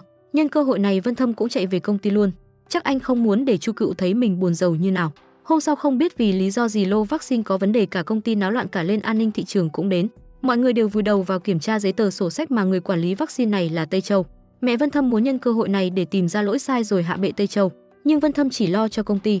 Cũng trong ngày hôm nay Nguyễn và Tây Châu đã định tổ chức hôn lễ chỉ riêng đôi ta, nhưng vì có việc đột xuất Tây Châu không thể đến, cũng bỏ lỡ rất nhiều cuộc gọi của Nguyễn, cuối cùng còn tắt luôn điện thoại của Nguyễn, khiến ngày cô ấy nghĩ rằng mình hạnh phúc nhất là bất ngờ như tụt xuống đáy vực. Cô dâu bị bỏ rơi thì ai trông không thảm hại được cơ chứ. Ông nội Vân Thâm sau khi đọc được tin tức trên mạng nói về công ty mình lừa đảo khiến nhiều người bỏ mạng, ông lên cơn đau tim rồi phát bệnh cũ, cũng may là được đưa vào viện kịp thời. Bà Chu Cựu sau khi đi viện khám, cô được biết bà bị bệnh ung thư gan giai đoạn cuối cần điều trị gấp. Cũng do tuổi bà lão cũng đã cao, sức khỏe không còn được tốt nữa, cô thất thần trở về cũng không nói với bà tiếng nào. Ngồi ăn bát hoành thánh của bà Chu Cựu nhớ lại lúc nhỏ đã sống cùng bà như thế nào. Cô không tự chủ được mà rơi nước mắt, thậm chí cô còn ôm gối đến ngủ chung với bà để bà sưởi ấm cho mình. Vân Thâm và Tây Châu đã hợp lực với nhau để giải quyết vấn đề của công ty. Trước đó Tây Châu trở về nhà một chút, anh gặp Nguyễn và cô ấy không biết chuyện gì, vẫn là dáng vẻ trách móc bản thân mình đã đeo bám theo Tây Châu bấy lâu nay. Anh lúc nào cũng bận rộn mà Nguyễn cứ làm cái đuôi nhỏ ve vẩy đằng sau. Thấy Tây Châu nhận cuộc gọi liên tục nhưng Nguyễn không hỏi có chuyện gì, cô ấy chỉ thấy mình nên rời xa Tây Châu. Dù anh đã ôm cô ấy còn hứa sẽ đền bù buổi hôn lễ khác và giải thích mọi chuyện sau, nhưng Nguyễn vẫn bỏ đi. Tây Châu cũng không có thời gian quản nhiều như vậy. Ngay trong đêm anh em họ Phó đã lên máy bay sang Malaysia để xem xét tình hình, và họ muốn đến bệnh viện thăm bệnh nhân trước cả hai lúc này thế mà lại cùng một suy nghĩ. Việc bà bị bệnh nặng Chu Cựu đã định nói cho Vân Thâm biết nhưng lại thôi. Sáng hôm sau cô đến tìm bà cô của mình nhưng bà cô chỉ lo chữa bệnh tốn tiền. Căn nhà nhỏ của bà có bán đi cũng không đủ. Đương nhiên Chu Cựu không định đến bắt bà cô trả tiền viện phí hay gì, cô sẽ tự mình lo. Nghe đến việc mình không tốn tiền, bà cô liền quan tâm đến bà lão luôn, còn nói mình sẽ xin nghỉ để đến bệnh viện gặp bác sĩ điều trị cùng Chu Cựu. Rồi là con gái bà giữa trưa sao tình mẹ con nghe cảm lạnh thế. Bên này Vân Thâm và Tây Châu đã đến phòng bệnh của cô bé tiêm vaccine. Dù đã xin lỗi nhưng thứ mà bố cô bé cần là một lời giải thích rõ ràng, chứ không phải chỗ tiền mà Tây Châu đưa cho kia. Chưa kể thái độ của Tây Châu trông không thành ý chút nào. Người ta bảo của cho không bằng cách cho mà cuối cùng thì cả hai bị tống cổ ra ngoài. Trước mắt đành điều tra về vaccine có vấn đề trước vậy. Chu Cựu và bà cô đến gặp bác sĩ, vừa nghe bác sĩ nói rằng phải phẫu thuật cấy ghép trực hệ, mà phẫu thuật thì đương nhiên có nguy cơ rủi ro. Bà ấy liền thể hiện bộ mặt ích kỷ của mình, rõ ràng là không muốn hiến tặng. Dù Chu Cựu nói rằng nếu phù hợp mình sẽ là người hiến chứ không để bà cô thiệt thòi, nhưng bà ấy lại lôi con ra để thoái thác việc này. Chu Cựu vẫn giấu chưa nói cho bà biết bệnh tình, không chỉ giấu bà cô còn giấu cả Vân Thâm. Lúc hai người call video Chu Cựu cố tỏ ra là ở nhà vẫn ổn, còn cổ vũ Vân Thâm cố gắng vượt qua chuyện của công ty. Cô còn liên hệ với một người bạn của mình nhờ người ta giúp đỡ Vân Thâm. Tây Châu vừa rảnh tay một chút liền định gọi cho Nguyễn, mà cô ấy với lý do không biết nói gì đã cúp máy của Tây Châu rồi lên mạng. Nhưng Nguyễn vẫn không biết gì về vấn đề công ty mà Tây Châu đang phải giải quyết hay sao? Vì vấn đề công ty và Vân Thâm và Tây Châu phải đi lại khắp nơi để kiểm tra hàng, nói là hợp tác với nhau làm việc, nhưng Vân Thâm vẫn không nhìn mặt Tây Châu. Ở trong nước kết quả kiểm tra cũng đã có, Chu Cựu không phù hợp để hiến gan nhưng bà cô thì lại rất hợp. Chỉ là vừa nghe mình là người phải hiến gan cho mẹ bà ta đã dãy nhảy lên hỏi bác sĩ đủ kiểu vấn đề, xem phải cất bao nhiêu phần gan rồi có rủi ro gì không. Khi nghe đến hiến 60% gan bên phải, bà cô trở mặt luôn. Bà ta muốn đợi gan để cấy ghép chứ không muốn hiến tặng. Dù bác sĩ đã giải thích việc cấy ghép trực hệ sẽ có nhiều lợi ích hơn. Ngoài ra trước khi cấy ghép sẽ kiểm tra sức khỏe người hiến một lượt. Bà cô liền từ chối luôn, bảo mình bị mỡ máu cao không phù hợp lại không khỏe. Dạo này đau đầu nhức óc rồi cứ thế bỏ về. Miệng thì lúc nào cũng ruột thịt muốn cứu nhưng rõ ràng bà ta sợ chết, cứ lấy lý do con cái ra sợ Dương không có người chăm sóc rồi bỏ về. Quả đúng là lòng người, dù có là ruột thịt thân thích không phải ai cũng nguyện hy sinh vì máu mủ của mình. Vân Thâm lúc nào cũng lạnh nhạt với Tây Châu nhưng thấy ông anh mình cứ uống nhiều rượu, anh vẫn không kìm được mà nhắc nhở. Nếu uống đến hỏng luôn rồi thì lấy gì để tranh với anh nữa. Vì lời này mà Tây Châu cũng đóng nắp chai rượu lại luôn. Thủ tục trước khi đi ngủ của Vân Thâm chính là gọi về cho Chu Cựu. Anh phải cảm ơn cô bạn gái giỏi giang này đã giúp mình không ít trong lần này. Mà với Chu Cựu cũng chỉ là một cuộc điện thoại. Bởi người bạn kia trước cũng nhờ vả cô nên giờ coi như trả ơn đi. Ở xa nhau nên hai người còn hôn gió chụt chụt, chắc định bắt Bluetooth để gửi nụ hôn đến người đây. Đến tận bây giờ Chu Cựu vẫn không nói cho Vân Thâm chuyện của bà cô, tự mình gánh vác một mình mà lại không quên nhắc nhở quan tâm đến Vân Thâm. Chắc sợ anh biết chuyện sẽ lại còn lo hơn nên Chu Cựu mới giấu như vậy. Hôm sau Chu Cựu định đến khuyên bà cô một lần nữa, ai ngờ lại gặp cảnh ông chồng cô ta về đòi tiền đi cờ bạc. Vì cô giữ lại số tiền để đóng học cho con bà cô cũng bị thương luôn rồi mà cuối cùng tiền vẫn không giữ được. Bình tĩnh ngồi lại với nhau, bà cô còn khuyên Chu Cựu phải lý trí, mong cô sau này sẽ lấy được người chồng tốt. Bản thân vì lúc trước không được học tập đàng hoàng nên mới lấy ông chồng không ra gì. Cũng hiểu được hoàn cảnh của bà cô, Chu Cựu không định khuyên bà ấy hiến gan cho bà nữa, còn đưa cho bà ấy một số tiền dù không lớn nhưng cũng coi như giúp được phần nào đi. Hôm sau Vân Thâm xong việc cũng về nước rồi, lúc đến tìm Chu Cựu cô buồn rầu thấy rõ. Cuối cùng thì Chu Cựu cũng nói cho Vân Thâm bệnh tình của bà. Cô vốn định nói với anh từ trước nhưng cô biết anh còn rất nhiều việc phải làm. Giờ không sao rồi, Vân Thâm đã về, anh sẽ cùng cô nghĩ cách cứu bà. Nghe lời động viên của Vân Thâm, Chu Cựu quyết định cũng sẽ kể cho bà về bệnh tình. Bên này Tây Châu cũng vừa nhận được tin sét đánh ngang tai. Nguyễn không chịu tha thứ cho anh ấy, cũng không cần anh phải đền bù hôn lễ hay gì cả. Nguyễn muốn ly hôn rồi. Bà Chu Cựu vừa nghe bệnh tình của mình, bà biết mình thực sự hết thời gian rồi. Ai mà không buồn cho được cơ chứ, nhưng có cháu gái là bác sĩ tài giỏi, bà không sợ gì cả. Tự mình chuẩn bị đồ rồi giục hai đứa cháu mau đến bệnh viện điều trị.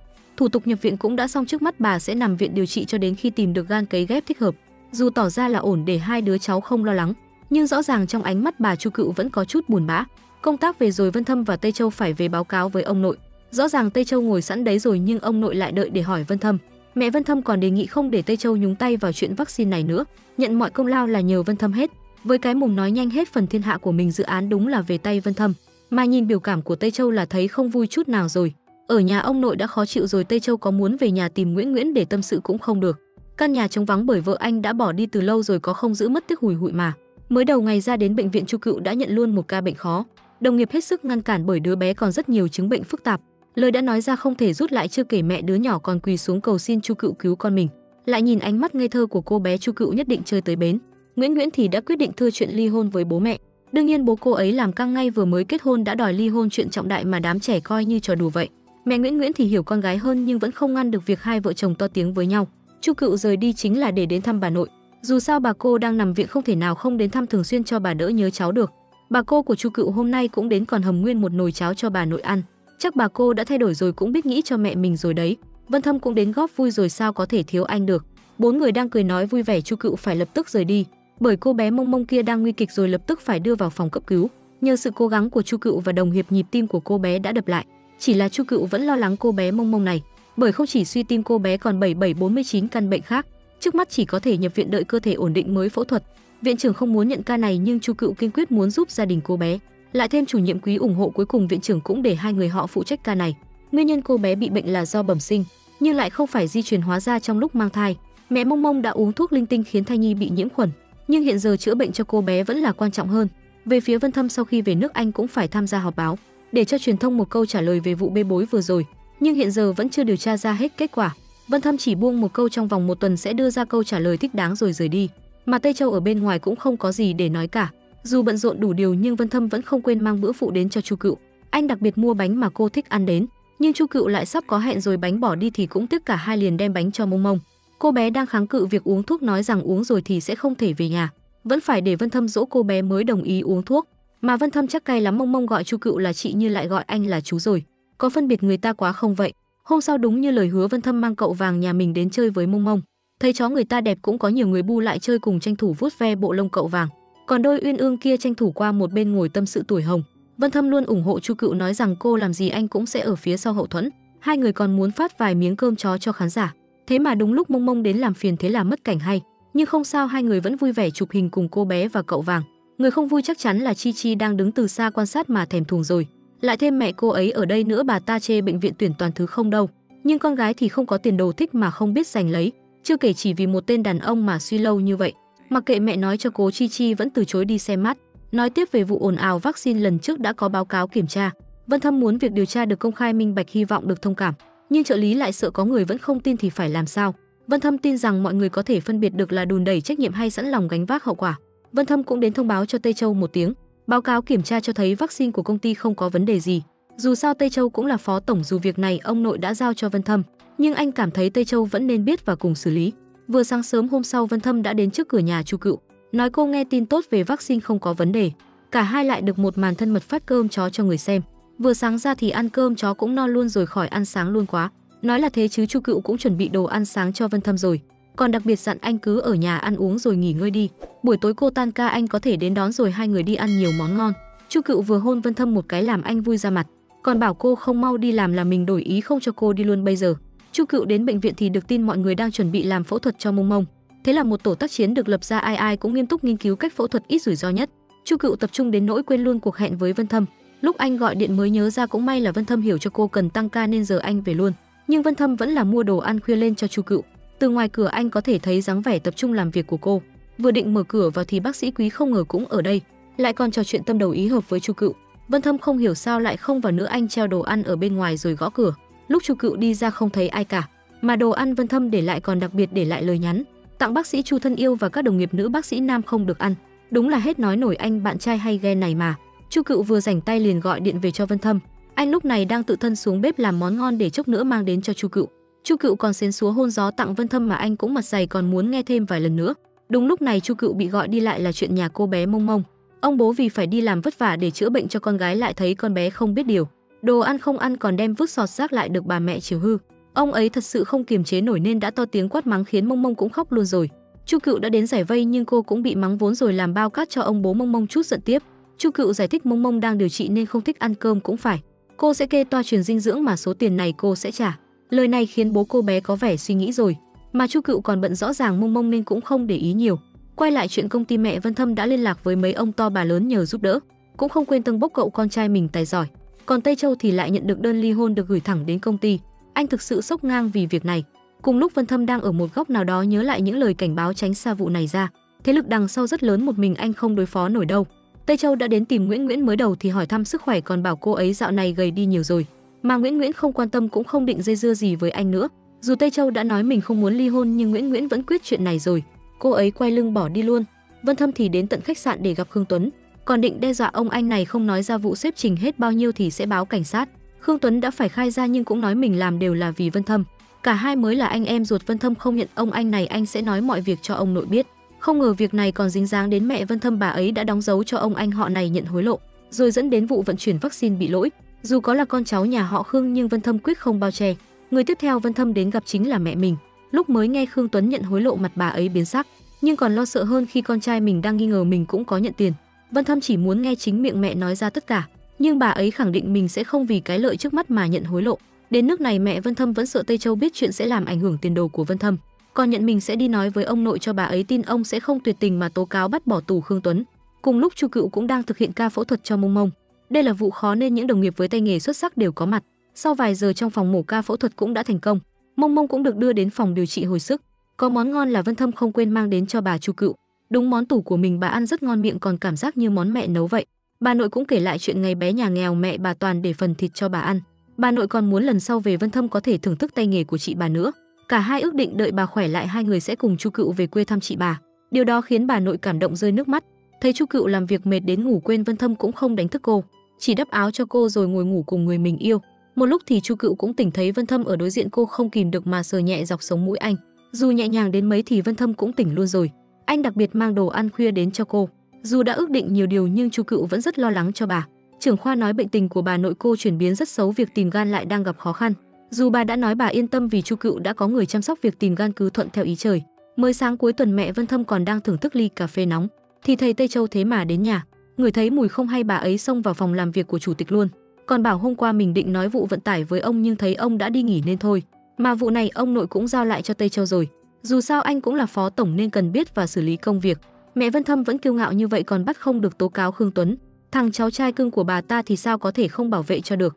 Nếu đã không nói lý thì ông nội sẵn sàng cho nghỉ việc đứa con dâu này luôn. Dù mẹ Vân Thâm có phản ứng gay gắt thế thì mở cuộc họp hội đồng quản trị đi. Ông không nghe giải thích gì thêm mà đuổi luôn bà ta ra ngoài. Công việc được sang nhượng cho Tây Châu rồi nên Vân Thâm cũng rảnh. Mà Chu Cựu hoàn thành ca phẫu thuật của Mông Mông cũng không còn trở ngại. Đôi bạn trẻ quyết định đưa bà nội về quê để bà hàn huyên tâm sự với chị gái. Gia đình bốn người rất vui vẻ mà nói chuyện đến tận tối muộn. Tây Châu thì đang sầu não vì vừa phát hiện Nguyễn Nguyễn đang ôm ấp người phụ nữ khác, là một khách mời mà Nguyễn Nguyễn mất nhiều công để mời đến tham dự triển lãm của mình. Đang không biết lấy lý do gì để đến gặp Nguyễn Nguyễn, Tây Châu phát hiện ra một thỏi son cô để quên. Mà có nói gì thì Nguyễn Nguyễn cũng không cần, còn cho Tây Châu luôn. Lại thêm một kiện hàng gửi đến, Tây Châu muốn đến tận nơi đưa cho Nguyễn Nguyễn nhưng cô bảo đem vứt đi. Chắc Nguyễn Nguyễn cũng thấy Tây Châu phiền, mà anh thì còn muốn tìm đủ mọi cách để đến ngăn cô nói chuyện với nam nhân khác. Vân Thâm thì đang hạnh phúc bên Chu Cựu, cả hai còn đi dạo đêm khuya thưởng thức cảnh đẹp ở quê. Đương nhiên Chu Cựu phải tranh thủ kể về tuổi thơ mình được bà đưa về đây chơi. Lúc cả hai về nhà đã thấy hai bà cụ đang tâm sự với nhau về bệnh tình của bà nội Chu Cựu. Việc này đương nhiên không thể tránh khỏi.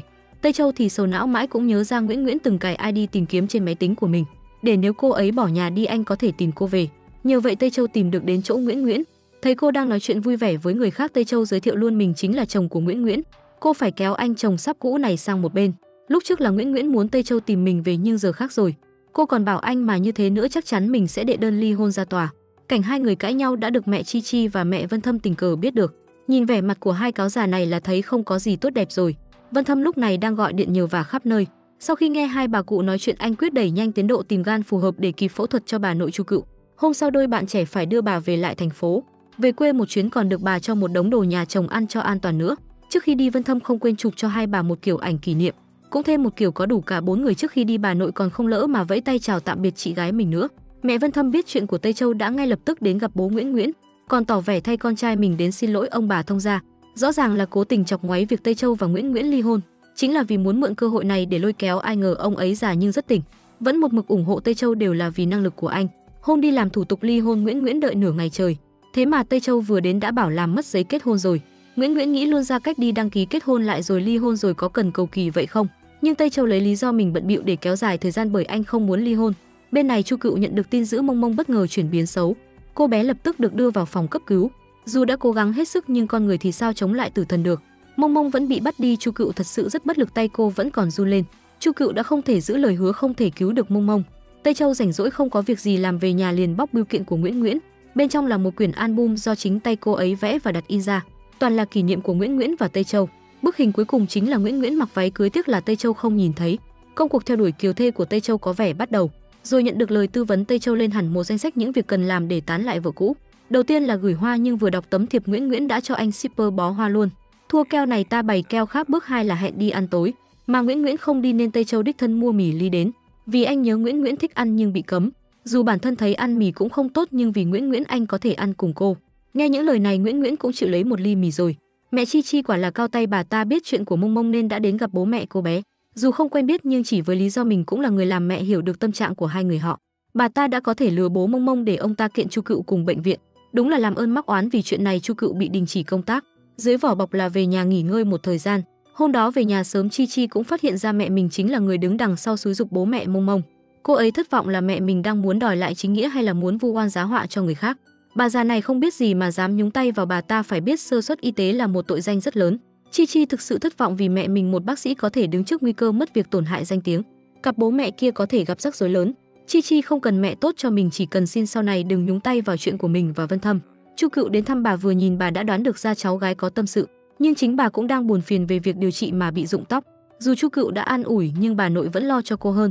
Lúc Vân Thâm đến thăm bà đã bảo anh đi xem Chu Cựu thế nào. Chi Chi sau khi suy nghĩ đã định đưa đoạn ghi âm cho Vân Thâm nhưng vẫn chưa dám. Phải đến khi cô ấy kể chuyện này cho Nguyễn Nguyễn và được cô bạn thân ủng hộ, Chi Chi mới có can đảm đến tìm Vân Thâm. Vân Thâm biết người bày ra kế này là mẹ Chi Chi. Cô ấy bằng lòng cho anh nghe đoạn ghi âm này đã là không dễ dàng rồi. Còn chưa kể Chi Chi hứa sẽ mang ghi âm ra làm bằng chứng nếu cần thiết, để trả lại trong sạch cho Chu Cựu. Sau đó Vân Thâm đã hẹn gặp luật sư Vương Anh, muốn dùng áp lực của mình để ông ta hợp tác. Như là người quen của hai lão yêu bà kia làm gì có chuyện. Luật sư Vương nghe lời Vân Thâm vẫn là vô ích một phen. Rồi đúng lúc Trần Lạc cũng tìm được địa chỉ nhà Mông Mông, Vân Thâm cất công đi một chuyến đến nhà họ. Vừa nhìn thấy người đến là Vân Thâm, mẹ Mông Mông đã đóng cửa lại luôn. Vân Thâm đến để trả lại những món đồ yêu thích của Mông Mông. Mẹ Mông Mông biết Vân Thâm đến vì việc gì nhưng bà ta nhất định sẽ không rút đơn kiện lại. Nói ra thì bảo không đúng chứ hai vợ chồng này đúng là loại dưới đáy xã hội ăn cháo đá bát. Lúc trước Chu Cựu đã giúp đỡ họ nhiều như vậy mà giờ họ lại nghe lời người khác để vu oan giá họa cho Chu Cựu. Vân Thâm có muốn nói mấy lời cũng bị đuổi ra ngoài không thương tiếc.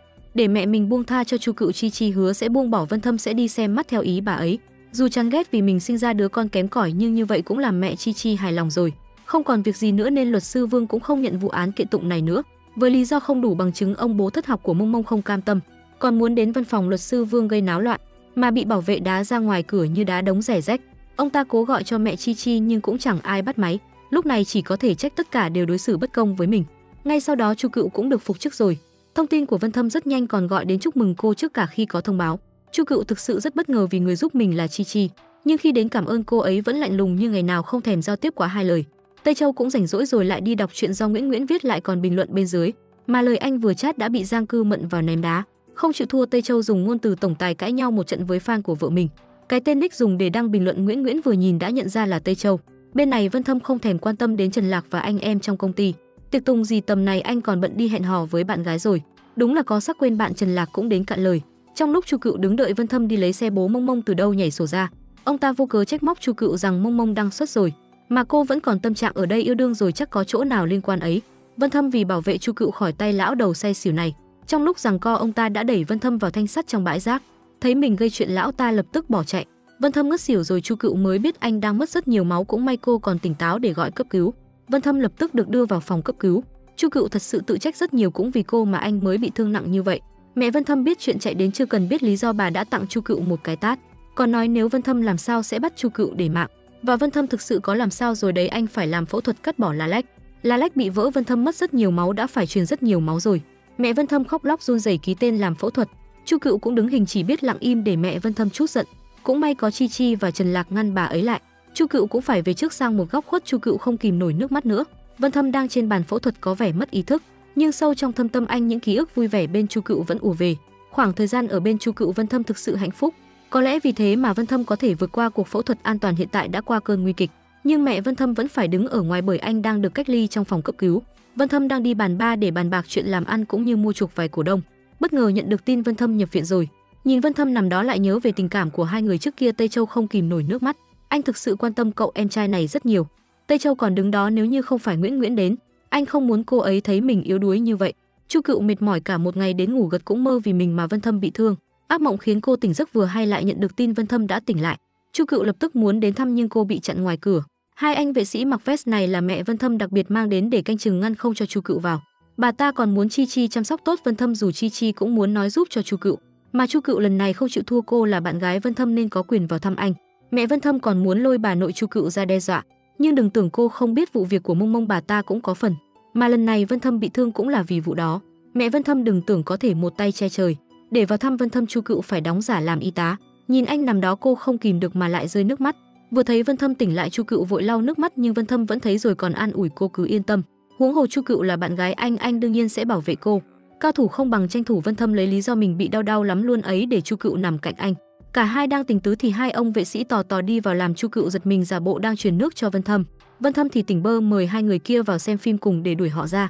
Dọa sợ Chu Cựu rồi nhưng cô cảm thấy rất kích thích, lại còn nghĩ như mình và Vân Thâm đang vụng trộm mà. Đúng là hết nói nổi cô người yêu này. Vân Thâm cũng đến bất lực, không biết Chu Cựu toàn nghĩ gì không đâu nữa.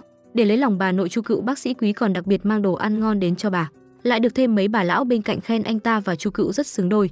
Bác sĩ Quý cũng phồng mũi lên nhận mình cũng thấy thế. Mà bà nội thì không, bà phải đính chính là mình có cháu rể rồi. Mấy ngày nay bận nên mới không đến thăm bà được. Bác sĩ Quý chỉ đơn giản là bạn Chu Cựu thôi. Trong lúc Chu Cựu và Vân Thâm đang tình tứ thì bà nội tái phát bệnh phải vào phòng cấp cứu gấp. Chu Cựu vừa nhận được tin liền bỏ Vân Thâm lại mà chạy đến xem tình hình. Chu Cựu rất lo lắng cho bà, mặc dù nội đã tỉnh lại nhưng bà lại nói mình mới gặp bố và ông của Chu Cựu.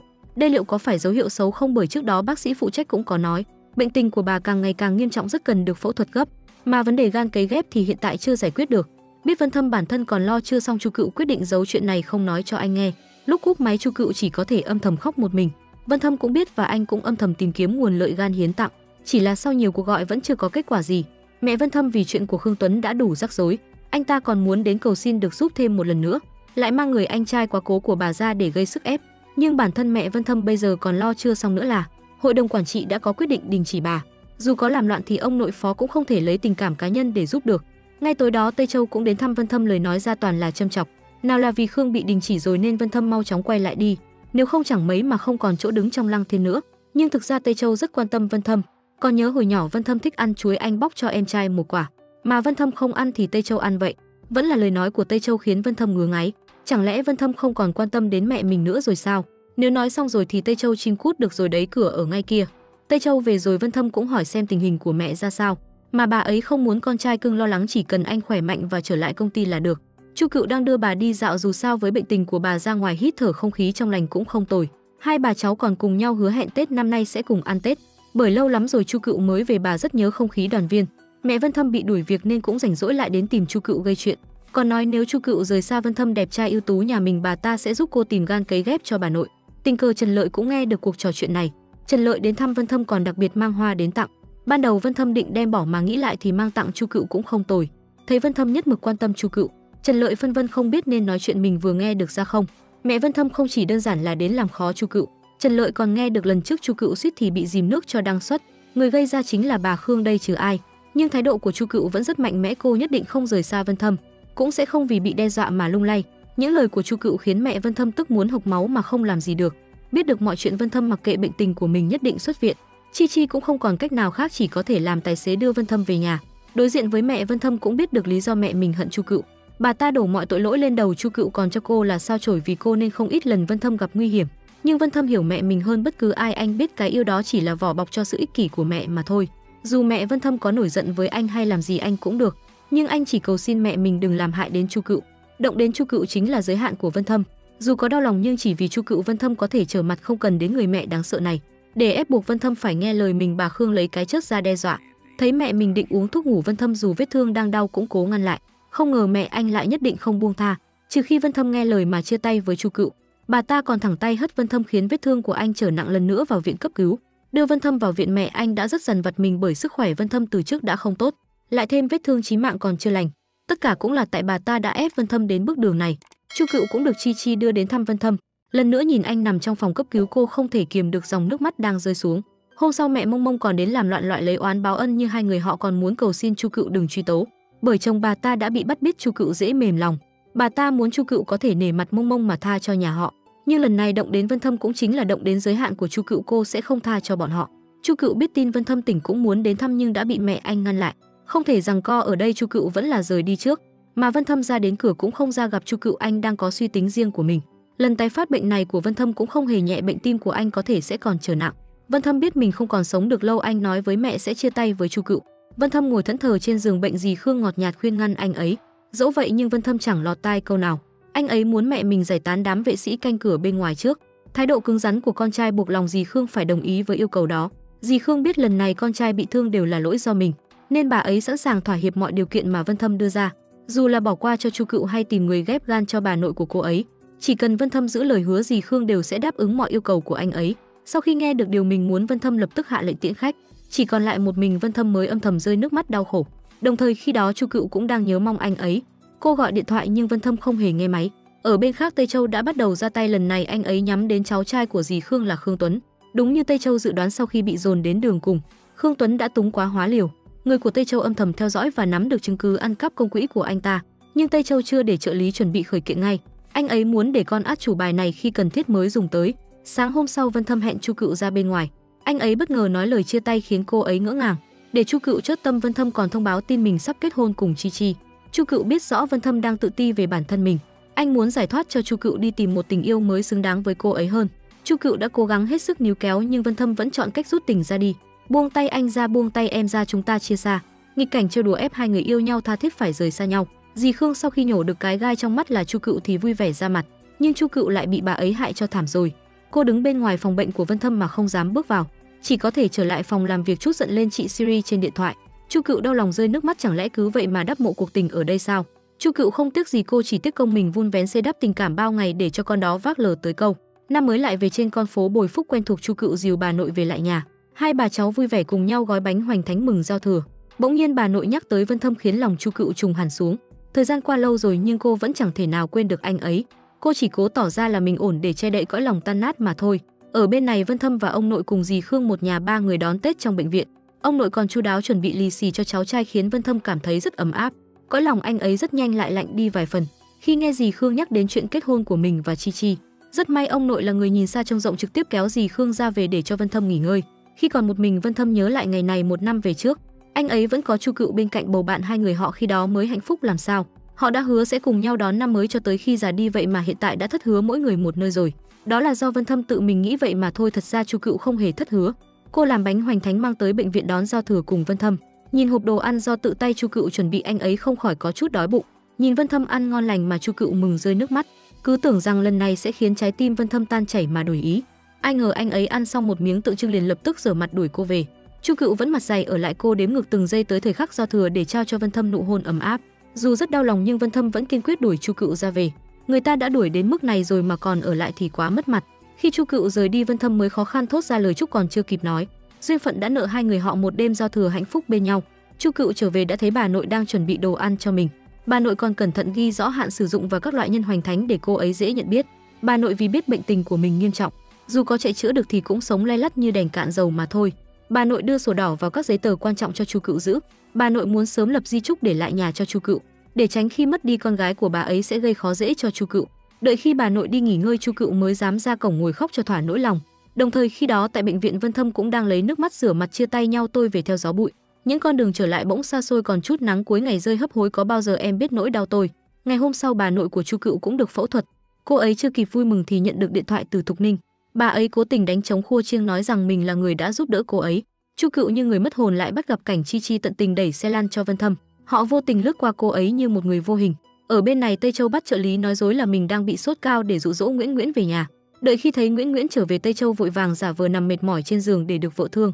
Tây Châu nói cho Nguyễn Nguyễn nghe lý do tại sao mình lại không muốn có con, là vì ám ảnh thời thơ ấu thiếu vắng tình thương của cha mới khiến anh ấy sinh ra sợ hãi như vậy. Nguyễn Nguyễn thấy Tây Châu thành tâm thì cũng siêu lòng. Buổi tối Tư Lãng thấy Chu Cựu buồn thì chạy tới hỏi han. Tư Lãng kể cho cô ấy nghe một câu chuyện, muốn nhắn nhủ Chu Cựu rằng cuộc sống này luôn không thể như ý vẹn tròn cả đôi đường, mong rằng cô ấy sớm vượt qua được nỗi dằn vặt và tự trách. Đồng thời khi đó Trần Lạc cũng mang đồ ăn ngon tới cho Vân Thâm, nhưng anh ấy chẳng có tâm trạng để ăn, muốn uống vài ly giải sầu lại bị Trần Lạc ngăn cản. Muốn uống thì đợi khỏi bệnh rồi uống cũng chưa muộn mà. Ngày hôm sau Chu Cựu tới thăm bà nội. Hôm nay bà nội không muốn ăn gì cả, chỉ nhớ thương món bánh há cảo do Vân Thâm làm mà thôi. Chu Cựu chỉ đành nói dối rằng Vân Thâm đang đi công tác nước ngoài mà thôi. Đợi khi Chu Cựu tìm tới phòng bệnh mới biết Vân Thâm đã sớm xuất viện từ lâu. Buổi tối cô ấy tìm đến cửa muốn gặp Vân Thâm không muốn ra, nhưng vì Trần Lạc giục quá nên anh chỉ đành ra gặp Chu Cựu. Anh ấy giữ thái độ tưng tửng, Chu Cựu hỏi gì cũng gật như đúng rồi. Nhưng đến khi Chu Cựu nhờ anh đến động viên bà nội vài câu để bà yên tâm phẫu thuật thì anh ấy lại lạnh lùng từ chối. Chu Cựu rất thất vọng, cô dứt khoát bước ra về. Ban đêm bà nội lo lắng không tài nào ngủ được, bà cứ thức như vậy đến sáng hôm sau. Trước mặt Chu Cựu bà vẫn tỏ ra mạnh mẽ để cháu gái có thể yên tâm. Chu Cựu và cô của mình đợi ở bên ngoài phòng cấp cứu không dám rời nửa bước, nhưng thứ họ đợi được chỉ là tin buồn bà nội đã không qua khỏi mà thôi. Vân Thâm nấp ở xa cũng nghe được toàn bộ tất cả. Anh ấy là người đầu tiên bước vào nhìn bà nội lần cuối, sau đó là Chu Cựu. Cô ấy không chịu đựng nổi nỗi mất mát quá lớn này. Chu Cựu trở về nhà, mọi không gian nơi đây đều đầy ắp kỷ niệm giữa cô và bà nội. Bà nội dường như đã dự đoán trước được sự ra đi của mình, nên đã sớm chuẩn bị tất cả từ các món ăn mà Chu Cựu yêu thích. Cô vô cảm bật bếp nấu món hoành thánh do chính tay bà gói. Vân Thâm đậu xe ở bên ngoài nhà, anh muốn vào nhưng lại chần chừ không dám bước. Chu Cựu vừa ăn vừa rơi nước mắt, cô nhớ lại khi còn nhỏ bà thường tự tay làm món này cho mình ăn. Khi đó nhờ có bà nội mà cô thoát ra được khỏi nỗi đau mất cả cha lẫn mẹ. Vậy mà bây giờ bà nội cũng bỏ cô đi đoàn tụ cùng cha mẹ rồi, chỉ còn lại một mình Chu Cựu bé nhỏ cô đơn trên cuộc đời này thôi. Vân Thâm ở bên ngoài nhà của Chu Cựu suốt đêm. Thục Ninh biết rõ con trai lại tới tìm Chu Cựu, bà ấy nhắc nhở Vân Thâm nên thực hiện lời hứa với mình, mau kết hôn cùng Chi Chi. Nếu đã chia tay với Chu Cựu rồi thì đừng dây dưa với nhau nữa. Giày vò con trai chưa đủ, bà ấy còn tới tìm Chu Cựu gây sức ép, bắt Chu Cựu phải buông tay để Vân Thâm nên duyên cùng người khác. Ở mặt khác, Tây Châu đã bắt đầu quan tâm tới Nguyễn Nguyễn nhiều hơn, thậm chí anh ấy còn nhớ rõ được cô ấy không muốn ăn thịt. Tây Châu tận tâm nhặt từng cục thịt nhỏ riêng ra như cô tấm chọn đậu. Hình ảnh đó vào trong mắt Nguyễn Nguyễn lại vô cùng ấm áp. Sau đó Tây Châu còn vì Nguyễn Nguyễn mà bỏ thời gian quý báu của mình đi xem phim cùng cô ấy. Nhìn Tây Châu kiên nhẫn mua bỏng ngô cho mình, Nguyễn Nguyễn cảm thấy mình đã nắm được trái tim người đàn ông này rồi. Buổi sáng Chu Cựu tăng ca cả đêm mệt mỏi về đến nhà lại bị cô ruột đeo bám đòi tiền thừa kế của bà nội. Cô ấy chỉ đành mượn cớ mệt mỏi mà chống chế. Chu Cựu đi được vài bước thì kiệt sức ngất xỉu, trong khi mê man cô mơ thấy mình gặp được Vân Thâm. Đến khi mở mắt ra đúng là Vân Thâm đang ở đây thật. Nhưng Chu Cựu vẫn ghim và giận dỗi chuyện Vân Thâm không chịu tới gặp bà mình trước ngày phẫu thuật, nên cô đã buông ra những lời trái với lòng mình, phũ phàng đuổi Vân Thâm rời đi. Thật ra Chu Cựu đã trách oan cho Vân Thâm rồi, bởi ngoài miệng Vân Thâm từ chối cô như vậy nhưng giữa đêm lại vẫn xách cái mông tới gặp bà nội. Suốt đêm hôm đó bà nội vì lo lắng mà không ngủ được. Vân Thâm vẫn luôn kề cận bên cạnh trò chuyện cùng bà. Ở bên này Thục Ninh đã sai người đi điều tra công ty Hồng Thạch, có kết quả. Hóa ra Nguyễn Nguyễn là một trong những cổ đông lớn của công ty này. Bà ấy đem tin tức đó nói cho ông nội. Sau khi biết bị thằng Đích Tôn phản bội, ông nội tức đến mức không thở nổi. Sau đó Thục Ninh lại tiếp tục tới tìm Nguyễn Nguyễn, muốn dùng tin tức mà mình vừa có được chia rẽ tình cảm vợ chồng họ. Nguyễn Nguyễn không hề khiến Thục Ninh thất vọng, cô ấy lập tức đến tìm Tây Châu chất vấn. Tình cảm vợ chồng vừa mới hàn gắn đôi chút bây giờ lại toang thật sự rồi. Tây Châu biết mình lại bị Thục Ninh chơi một phố đau rồi, không chịu thua thiệt, lập tức anh ấy gọi cho thư ký đưa chứng cứ phạm tội của Khương Văn cho viện kiểm sát khởi tố. Ngày hôm sau Chu Cựu đem giấy tờ nhà đến cho cô của mình. Cuối cùng cô ấy vẫn chọn người thân thay vì chọn của cải. Người cô này của Chu Cựu cũng thật đáng thương. Bà ấy có một người chồng không nên thân và một đứa con ham chơi, nên cuộc sống trôi qua không hề dễ dàng gì. Một bên khác Khương Văn thấy cảnh sát tới nhà mình thì vội vàng bỏ trốn. Sau đó Thục Ninh cũng bị bế về đồn để hợp tác điều tra. Sự việc Hồng Thạch thu mua Lăng Thiên đã bị bại lộ. Tây Châu không thèm giấu giếm với ông nội nữa mà trực tiếp ngả bài luôn. Anh ấy chỉ trích ông nội vì lợi ích mà lỡ chia rẽ cuộc hôn nhân của bố mẹ mình, hại một nhà ba người bọn họ tan nát. Tây Châu phải mồ côi cả cha lẫn mẹ. Tây Châu muốn phá nát công ty Lăng Thiên.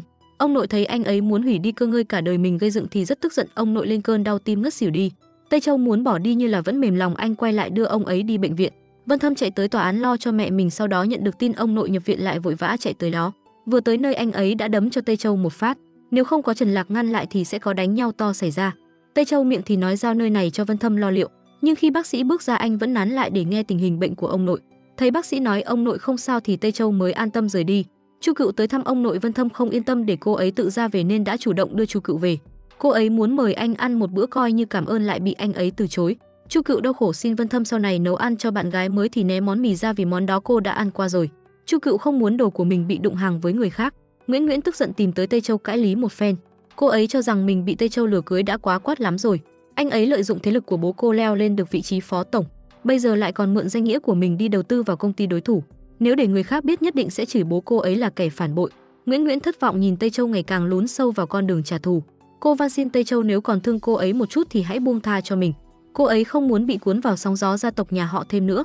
Tây Châu nhớ lời mẹ vợ nói Nguyễn mỗi khi khóc sẽ khó thở nên đã lo lắng chạy theo sau. Nhìn Nguyễn khóc thương tâm, Tây Châu rất đau lòng. Cuối cùng anh đành phải gọi Chi tới giúp mình dỗ dành cô ấy. Ở bên này Vân Thâm chạy tới công ty điều tra. Anh ấy nghi ngờ Tây Châu là người đứng sau vụ án của Khương Tuấn. Chu Cựu gửi cho Vân Thâm bức thư tạm biệt, sau đó cô ấy tới tìm Tư Lãng gửi đơn xin thôi việc tại bệnh viện. Anh ấy rất tôn trọng quyết định của Chu Cựu nên lập tức đồng ý ngay. Chu Cựu về nhà gói ghém lại những món đồ liên quan tới Vân Thâm và bà nội. Cô ấy muốn đem theo những thứ đó làm hành trang trên chặng đường tiếp theo của mình. Cô ấy chưa bao giờ ngừng yêu Vân Thâm và tình yêu đó sẽ sống mãi trong lòng Chu Cựu. Vân Thâm đọc thư mà lòng buồn rười rượi. Ở bên khác Tây Châu và Nguyễn cũng không khá hơn là bao. Để chặt đứt quan hệ với Tây Châu, Nguyễn từ chối mọi dính dáng tới anh ấy. Thấy cô ấy cứng như vậy, Tây Châu chỉ đành buông tay để Nguyễn rời đi. Chu Cựu đã trở lại Noda 3 ngày, khi rảnh rỗi cô ấy sẽ dạy đám trẻ học bài. Nếu có ai bị thương hay ốm đau thì sẽ giúp họ khám chữa bệnh. Buổi đêm cô đơn, Chu Cựu sẽ viết nhiều lá thư cho Vân Thâm nhưng không hề gửi đi. Cô không muốn làm phiền tới cuộc sống của anh ấy nữa. Ở bên này Vân Thâm phục kích và vây bắt được Khương Tuấn. Ban đầu anh ấy còn nhẹ nhàng khuyên hắn ra đầu thú để nhận được khoan hồng của chính phủ, nhưng tên óc cờ hó đó lại bướng không chịu nghe, buộc lòng Vân Thâm phải cho hắn xem bằng chứng mà anh đang nắm giữ. Vân Thâm biết Khương Tuấn rất yêu vợ nên đã lấy cô ta ra đe dọa hắn. Rất nhanh sau đó Khương Tuấn chấp nhận đứng ra đầu thú, hắn bị cảnh sát dẫn đi điều tra. Có điều Khương Tuấn có tật giật mình nên không biết video đó là do Trần Lạc giả dạng thành hắn mà thôi. Ngày hôm sau Thục Ninh ra tù nhưng Vân Thâm không đến đón bà ấy. Tây Châu vẫn không chịu từ bỏ kế hoạch trả thù của mình. Anh ấy muốn thâu tóm toàn bộ cổ phiếu của Lăng Thiên trong tay, sau đó sẽ phá hủy nó. Ngày hôm sau Tây Châu lập tức đề bạt công ty Hồng Thạch với mọi người, khuyên họ nhân cơ hội này bán đổ bán tháo cổ phần trong tay mình cho Hồng Thạch trước khi quá muộn. Ngay khi Tây Châu sắp đạt được mục đích thì Vân Thâm lại tới chen ngang. Anh ấy có chuẩn bị rất nhiều thông tin về công ty Hồng Thạch. Vân Thâm chỉ ra cho mọi người thấy đi theo Hồng Thạch không phải là một quyết định sáng suốt trong lúc này, bởi cách vận hành của công ty đó chứa rủi ro rất cao. Anh ấy còn không quên nói ra thông tin Nguyễn là cổ đông lớn của công ty Hồng Thạch. Đòn đánh này khiến bố vợ Tây Châu bỗng nhiên biến thành tội đồ trước các cổ đông khác.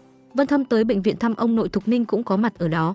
Anh ấy thông báo tin để có thể cứu vãn Lăng Thiên thì bọn họ chỉ còn cách pha loãng cổ phần mà thôi.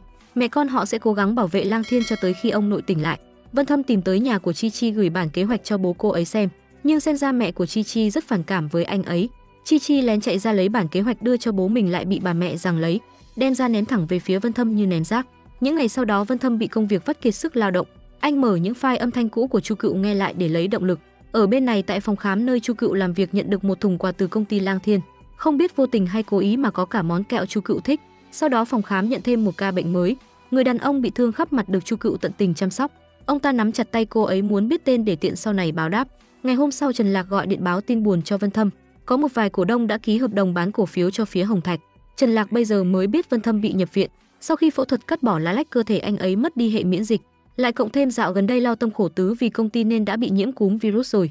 Trần Lạc cứ cảm giảm mãi khiến Vân Thâm phải vội đuổi anh ấy đi. Buổi tối Vân Thâm tới thăm ông nội nhưng không dám vào vì sợ lây bệnh cho ông ấy. Bác sĩ nói ông nội hồi phục rất tốt, chắc là sẽ sớm tỉnh lại thôi. Vân Thâm bắt gặp cảnh bác sĩ Tư Lãng bị Vận Đào Hoa đeo bám. Sau đó anh ấy lại biết thêm tin Tư Lãng sắp chuyển công tác tới nước Mờ. Vân Thâm biết ngay là tên này cố tình mà, muốn nhân lúc anh ấy và Chu Cựu xa nhau mà tấn công cô ấy đây mà. Hai vị tình địch rủ nhau đi làm chầu nhậu giao hữu, rượu và lời ra có bao nhiêu tình cảm chất chứa trong lòng là phun ra sạch. Vân Thâm ngỏ ý muốn kết bạn WeChat với Tư Lãng để tiện thăm dò tình hình của Chu Cựu. Buổi tối Thục Ninh nhận được tin bố của Chi cũng quyết định bán cổ phiếu. Vân Thâm nhìn những tấm ảnh của ông nội chụp cùng các cổ đông mà đau lòng thay ông ấy. Khi ông nội gặp nguy hiểm họ lại chọn cách quay lưng bỏ rơi ông ấy. Sau đó Vân Thâm đã đưa ra một quyết định táo bạo. Anh gửi cho các cổ đông bức ảnh chụp của ông nội và họ còn có cả thư tay ông nội lưu lại sau mỗi tấm ảnh, điều đó khiến các cổ đông nhớ lại tình xưa mà hổ thẹn. Họ lập tức quay xe đổi ý không bán cổ phiếu cho Hồng Thạch nữa, mà chọn tin tưởng vào Vân Thâm và tiếp tục trung thành với ông nội. Ở bên này Chu Cựu nhìn đâu đâu cũng đầy ắp kỷ niệm liên quan tới Vân Thâm, khiến cô nhìn cảnh bỗng nhớ người đó ra giết. Tư Lãng cũng tới nơi khiến Chu Cựu cũng vui hơn phần nào. Vân Thâm xem được ảnh chụp chung giữa Tư Lãng và Chu Cựu được đăng trên dòng thời gian của anh ấy thì tức nổ cổ. Anh lập tức chỉnh ảnh xóa đi hình của Tư Lãng, chỉ để lại hình của Chu Cựu mà thôi. Đúng là người yêu của mình có khác, ngắm đi ngắm lại thế nào cũng thấy đẹp. Hôm sau Nguyễn Nguyễn mang theo nhiều đồ ăn ngon tới cho Chi Chi. Cô ấy muốn tạm biệt người chị em tốt để tới nước mờ. Từ lần trước Nguyễn Nguyễn lương thiện chứng kiến được cảnh khổ cực của người dân và trẻ em nơi đó, nên vẫn luôn canh cánh trong lòng, vừa khéo lần này cô tới đó để xả stress và giúp đỡ họ một tay. Nguyễn Nguyễn đến thăm ông nội, cô ấy rất áy náy vì cho rằng mình đã hại ông nội thành ra như vậy. Ngày xưa vì yêu Tây Châu quá mù quáng, nên anh ấy đưa giấy tờ gì Nguyễn Nguyễn đều tin tưởng, cô ký hết không thèm đọc kỹ. Vân Thâm nói Nguyễn Nguyễn không cần tự trách, bởi cô ấy cũng chỉ là nạn nhân của Phó Tây Châu mà thôi. Buổi tối Tây Châu cầm theo tấm ảnh chụp ba ông cháu họ thở còn hòa thuận trong tay. Anh ấy nhớ lại việc làm quá đáng của mình với ông nội. Tây Châu lỡ tay làm rơi khung ảnh xuống đất. Anh vô tình phát hiện ra tấm ảnh chụp một nhà ba người họ được ông nội lén giấu trong đó. Hóa ra lâu nay ông nội vẫn luôn nhớ thương bọn họ, nhưng vì bảo vệ cơm ăn áo mặc cho hàng ngàn công nhân trong công ty mà phải nhắm mắt làm ngơ để mặc nhà họ Khương đè đầu cưỡi cổ. Tây Châu bắt đầu áy náy. Anh tới thăm ông nội, khi thấy ông có dấu hiệu tỉnh lại anh vội vàng nhấn chuông gọi bác sĩ, sau đó lại âm thầm rời đi. Ông nội vừa tỉnh dậy đã nằng nặc đòi xuất viện, bác sĩ cũng bất lực với sự cứng đầu của ông ấy. Vẫn là Vân Thâm có tiếng nói, chỉ vừa khuyên nhủ vài câu ông nội đã nghe lời. Ông nội khuyên Vân Thâm đừng giận Tây Châu, họ là người trong nhà, đôi khi cũng sẽ có chút xô xát bát đũa, còn có lúc khua vào nhau nói gì con người. Vân Thâm chỉ đành vâng lời để ông nội an tâm nghỉ ngơi. Sau đó Vân Thâm gọi điện thoại thông báo cho Tây Châu, muốn nhờ anh ấy bớt chút thời gian tới thăm ông nội. Ai ngờ Phó Tây Châu không biết điều, vẫn cố chấp muốn trả thù ông nội. Tây Châu ngoài miệng nói cứng như vậy nhưng cơ thể lại thành thật hơn rất nhiều. Anh ấy không kiểm soát được mà rơi nước mắt. Tây Châu vội vàng tắt máy ngang để Vân Thâm không phát hiện ra sự khác thường của mình. Vân Thâm gọi nhiều lần mà Tây Châu không nghe máy thì cũng bất lực, chỉ có thể phát tiết tự đánh vào không khí xả giận. Ở bên khác Nguyễn Nguyễn đang bàn giao công việc ở phòng triển lãm lại cho người khác để chuẩn bị cho chuyến đi tới nước mờ. Ông nội được xuất viện về nhà, dì Khương vẫn luôn là người chăm sóc và thúc giục ông nội uống thuốc. Tây Châu ra lệnh cho Thành Hoan thông báo với đối tác của anh ấy rằng ông nội đã tỉnh lại, không còn cơ hội nào cho việc thu mua cổ phiếu của Lang Thiên nữa, rồi bảo bọn họ giải tán đi là vừa. Ở bên này Nguyễn Nguyễn đã đến nước mờ cô hội ngộ cùng Chu Cựu khi đang cố gắng cứu một đứa bé bị thương. Buổi tối khi rảnh rỗi như một thói quen, Chu Cựu lại viết thư cho Vân Thâm. Cô kể về việc mình và Tư Lãng đã rời Noda tới trại tị nạn. Ở đây cô gặp rất nhiều tình cảnh đáng thương, điều đó làm cho cô ấy nhớ đến tuổi thơ bất hạnh của mình. Chu Cựu cảm thấy mình vẫn thật may mắn, trông lên thì chẳng bằng ai nhưng trông xuống cũng chẳng có ai bằng mình. Vân Thâm về nhà thì thấy cảnh ông nội ngủ gật nhưng tay vẫn cầm khư khư bức ảnh hai anh em họ. Sau đó ông nội nhờ Vân Thâm đưa mình tới thăm mộ của Lâm Chi. Bao nhiêu năm qua ông ấy chưa ngày nào thôi dần vặt vì cảm giác tội lỗi. Ông nội cảm thấy mình đã nợ một nhà ba người Tây Châu rất nhiều. Ông nội bảo Vân Thâm đi lấy xe còn mình nán lại ngôi mộ giây lát. Sức khỏe của ông nội đã không còn tốt, ông ôm ngực đau đớn. Ông nội biết mình không còn nhiều thời gian nên trân trọng từng phút giây cuối cùng bên cạnh Vân Thâm. Giá như nếu Tây Châu có thể bỏ qua thù hận về gặp ông nội lần cuối thì tốt biết bao. Sau khi ông nội mất, bản di chúc cũng được công khai, ông nội để lại toàn bộ nhà đất cho con dâu mình. Phó Lang Thiên chia công ty Lang Thiên làm 3 phần bằng nhau cho Vân Thâm, Thục Ninh và Tây Châu. Tây Châu rất bất ngờ trước quyết định đó của ông nội, anh ấy thẫn thờ như một cái xác vô hồn. Vân Thâm đau khổ chạy đến trước cửa nhà Chu Cựu khóc lóc một mình. Anh nhắn tin cho Chu Cựu báo tin ông nội đã mất. Anh ấy cũng đánh mất đi Chu Cựu, hai người quan trọng nhất cuộc đời Vân Thâm đâu còn gì ý nghĩa nữa. Vân Thâm khóc lóc thổ lộ những điều mình luôn giữ trong lòng. Chu Cựu nhận được tin nhắn thì vô cùng sốt ruột. Cô vội vàng gọi điện thoại nhưng Vân Thâm không bắt máy. Chu Cựu không hề bỏ cuộc, cô tiếp tục gọi thêm lần nữa. Lần này Vân Thâm cuối cùng cũng chịu bắt máy nhưng anh không hề nói gì, chỉ khóc nghẹn đến thương tâm liệt phế. Ở đầu dây bên này Chu Cựu thấy người mình yêu khóc, cô cũng đớn đau, nhưng lại chẳng biết nên làm gì cho anh ấy, chỉ có thể im lặng lắng nghe cùng Vân Thâm gặm nhấm nỗi mất mát. Tây Châu đến thăm mộ mẹ mình thì bắt gặp Vân Thâm cũng ở đó. Không biết rằng khi xuống âm phủ ông nội và Lâm Chi đã gặp lại nhau chưa nhỉ? Họ đều đã đi xa để lại nỗi mất mát cho những con người còn ở lại. Vân Thâm nói vài câu với anh trai rồi lững thững bỏ ra về. Tây Châu đã có được công ty trong tay như mong muốn nhưng anh chẳng cảm thấy vui vẻ chút nào cả. Buổi tối Tây Châu hẹn Chi Chi ra gặp mặt, hai con người đều thất bại trong tình yêu, rất dễ nảy sinh thương cảm với nhau. Tây Châu muốn hỏi thăm Chi Chi về tình hình hiện tại của Nguyễn Nguyễn, bởi từ khi hai người họ chia tay cô ấy đã cắt đứt toàn bộ liên hệ với anh ấy rồi. Sáng hôm sau Vân Thâm về thăm mẹ mình, dì Khương nhận ra bà ấy đấu đá tranh giành nửa đời người chẳng được gì, cuối cùng bị nghiệp quật đến con trai mình cũng không thể giữ bên cạnh. Thục Ninh cảm thấy mình đã thua thảm hại rồi, tình cảm giống như những hạt cát càng nắm giữ càng vụt mất. Dì Khương biết mình đã làm tổn thương Vân Thâm rất nhiều, chỉ vì dục vọng chiếm hữu và lòng tham sân si của mình. Bà ấy chỉ có thể xin lỗi con trai thật nhiều mà thôi. Vân Thâm an ủi mẹ rằng anh ấy sẽ cố gắng cân bằng tình cảm giữa mẹ và Chu Cựu. Hai người họ đều là người thân quan trọng nhất đối với anh ấy. Hôm sau Vân Thâm tới trạm nghiên cứu bàn giao công việc lại cho Trần Lạc. Lần này anh ấy tới nước mờ không biết bao giờ mới quay trở lại nữa. Vân Thâm bề ngoài nói là đi tới đó để nghiên cứu về bệnh giam in, nhưng mục đích chính là muốn cua lại Chu Cựu lần nữa. Chi Chi tới sân bay tiễn Vân Thâm, dù họ không có duyên trở thành người yêu của nhau, nhưng vẫn có thể làm bạn tốt như trước đây. Tây Châu trở về văn phòng thì thấy Thành Hoan đang cho người thay mới hết nội thất trong đó. Tây Châu không hài lòng yêu cầu cô ấy đưa mọi thứ về vị trí cũ. Thành Hoan cho Tây Châu biết Vân Thâm đã tới nước mờ. Ở bên này tại trại tị nạn mọi người đang ăn cơm, họ bàn luận về tình trạng tiêu cực của bệnh nhi mới đến. Tư Lãng dự định sẽ tìm một bác sĩ tâm lý cho cô bé. Nguyễn Nguyễn cứ ngồi đực ra không muốn ăn. Chu Cựu phải khuyên nhủ cô ấy cố gắng ăn để lấy sức chăm sóc bệnh nhân. Sau đó Leo gọi điện thoại tới thông báo đã tìm được bác sĩ tâm lý, nhưng Chu Cựu hỏi là ai thì anh ấy lại úp mở không nói, chỉ bảo ngày mai cô ấy tự đưa bệnh nhân tới gặp bác sĩ khác biết. Ở bên này trực thăng đưa Vân Thâm tới nước mờ. Anh bị choáng ngợp bởi tình cảnh tang thương của nơi này. Người bị thương quá đông. Leo là bác sĩ phụ trách ở đây, khi nhìn thấy Vân Thâm tới thì anh ấy mừng lắm. Anh ấy sắp xếp cho Vân Thâm một nhiệm vụ quan trọng. Hóa ra bác sĩ tâm lý mà Leo nói với Chu Cựu chính là Vân Thâm. Ở bên này Chu Cựu và Tư Lãng đưa cô bé đến Noda.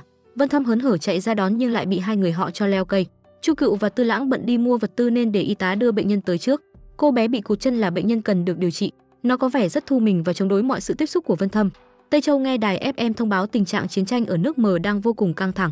Anh ấy lo lắng cho Nguyễn Nguyễn nên đã chạy tới tìm Chi Chi nhờ giúp đỡ. Là bạn thân nên Chi Chi hiểu rõ tính cách của Nguyễn Nguyễn. Một khi cô ấy muốn làm gì rồi thì Chúa cũng không thể ngăn cản được. Tây Châu không bỏ cuộc, anh ấy chạy tới phòng tranh của Nguyễn Nguyễn, đổ tiền giúp cô ấy hoàn thành dự án còn dang dở của mình. Nguyễn Nguyễn xem được tin đó trên mạng thì âm thầm rơi nước mắt. Sự hối lỗi muộn màng này của Tây Châu liệu có khiến trái tim lạnh băng của Nguyễn Nguyễn tan chảy và ấm áp trở lại? Ở bên này Chu Cựu và Tư Lãng đang trên xe. Chu Cựu vẫn đeo chiếc vòng đôi cùng Vân Thâm, đột nhiên xe của họ bị phiến quân chặn lại. Người lái xe xuống xe đàm phán lại bị chúng bắn chết luôn. Sau đó chúng kéo hai người xuống xe, Chu Cựu bị ném vào một chiếc xe, còn Tư Lãng bị khống chế, cơ thể anh ấy bị chông nhọn đâm trúng rất đau đớn. Bọn phiến quân tách hai người ra ấn vào hai chiếc xe hơi khác nhau. Sau đó cả hai bị trùm kín đầu đưa về lại Noda. Tại đây Chu Cựu lại giáp mặt gã đàn ông mình từng cứu mạng trước đây. Hắn bắt bọn họ về để chữa bệnh cho chú của mình. Tên này đã chiếm lấy Noda và ném tất cả dân bản địa ở đây ra bên ngoài. Chu Cựu không muốn tiếp tay cho hắn nên cô đã bị hắn tấn công. Tư Lãng muốn giúp đỡ lại bị đám đàn em của gã ghì chặt lại. Ở bên này Vân Thâm đã nhận được tin Chu Cựu và Tư Lãng bị bắt cóc. Người chú trong lời tên ác độc kia nói bị thương rất nặng. Hắn ta hành hạ ông ấy, hòng ép người đàn ông đáng thương phải khai ra gì đó. Hắn ra lệnh cho Tư Lãng phải cứu ông ấy. Tư Lãng yêu cầu bác sĩ Chu Cựu sẽ là người phụ giúp anh ấy trong ca mổ cắt tứ chi để giữ lại mạng sống cho người đàn ông kia. Dù chỉ còn lại chút hơi tàn nhưng người đàn ông đó vẫn tha thiết van xin Tư Lãng đừng cứu mình. Chu Cựu được đưa tới Tư Lãng và cô ấy quyết định tạm thời cứ cứu người đàn ông kia đã. Họ sẽ kéo dài thời gian chờ người tới cứu. Chu Cựu không hề biết rằng Tư Lãng đang bị thương. Vết thương của anh ấy đang rỉ máu thấm cả ra bên ngoài bộ quần áo. Ở bên này A Sơn giúp Vân Thâm đi dò la tin tức.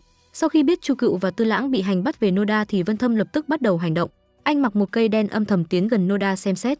Nơi này đã được cử người canh gác khắp nơi, Vân Thâm chỉ đành quay về nghĩ cách khác. Cuối cùng anh ấy lựa chọn gọi cho Tây Châu nhờ giúp đỡ. Anh em họ như tâm tư tương thông nên Tây Châu biết Vân Thâm cần mình giúp đỡ đã sớm xuất hiện kịp thời.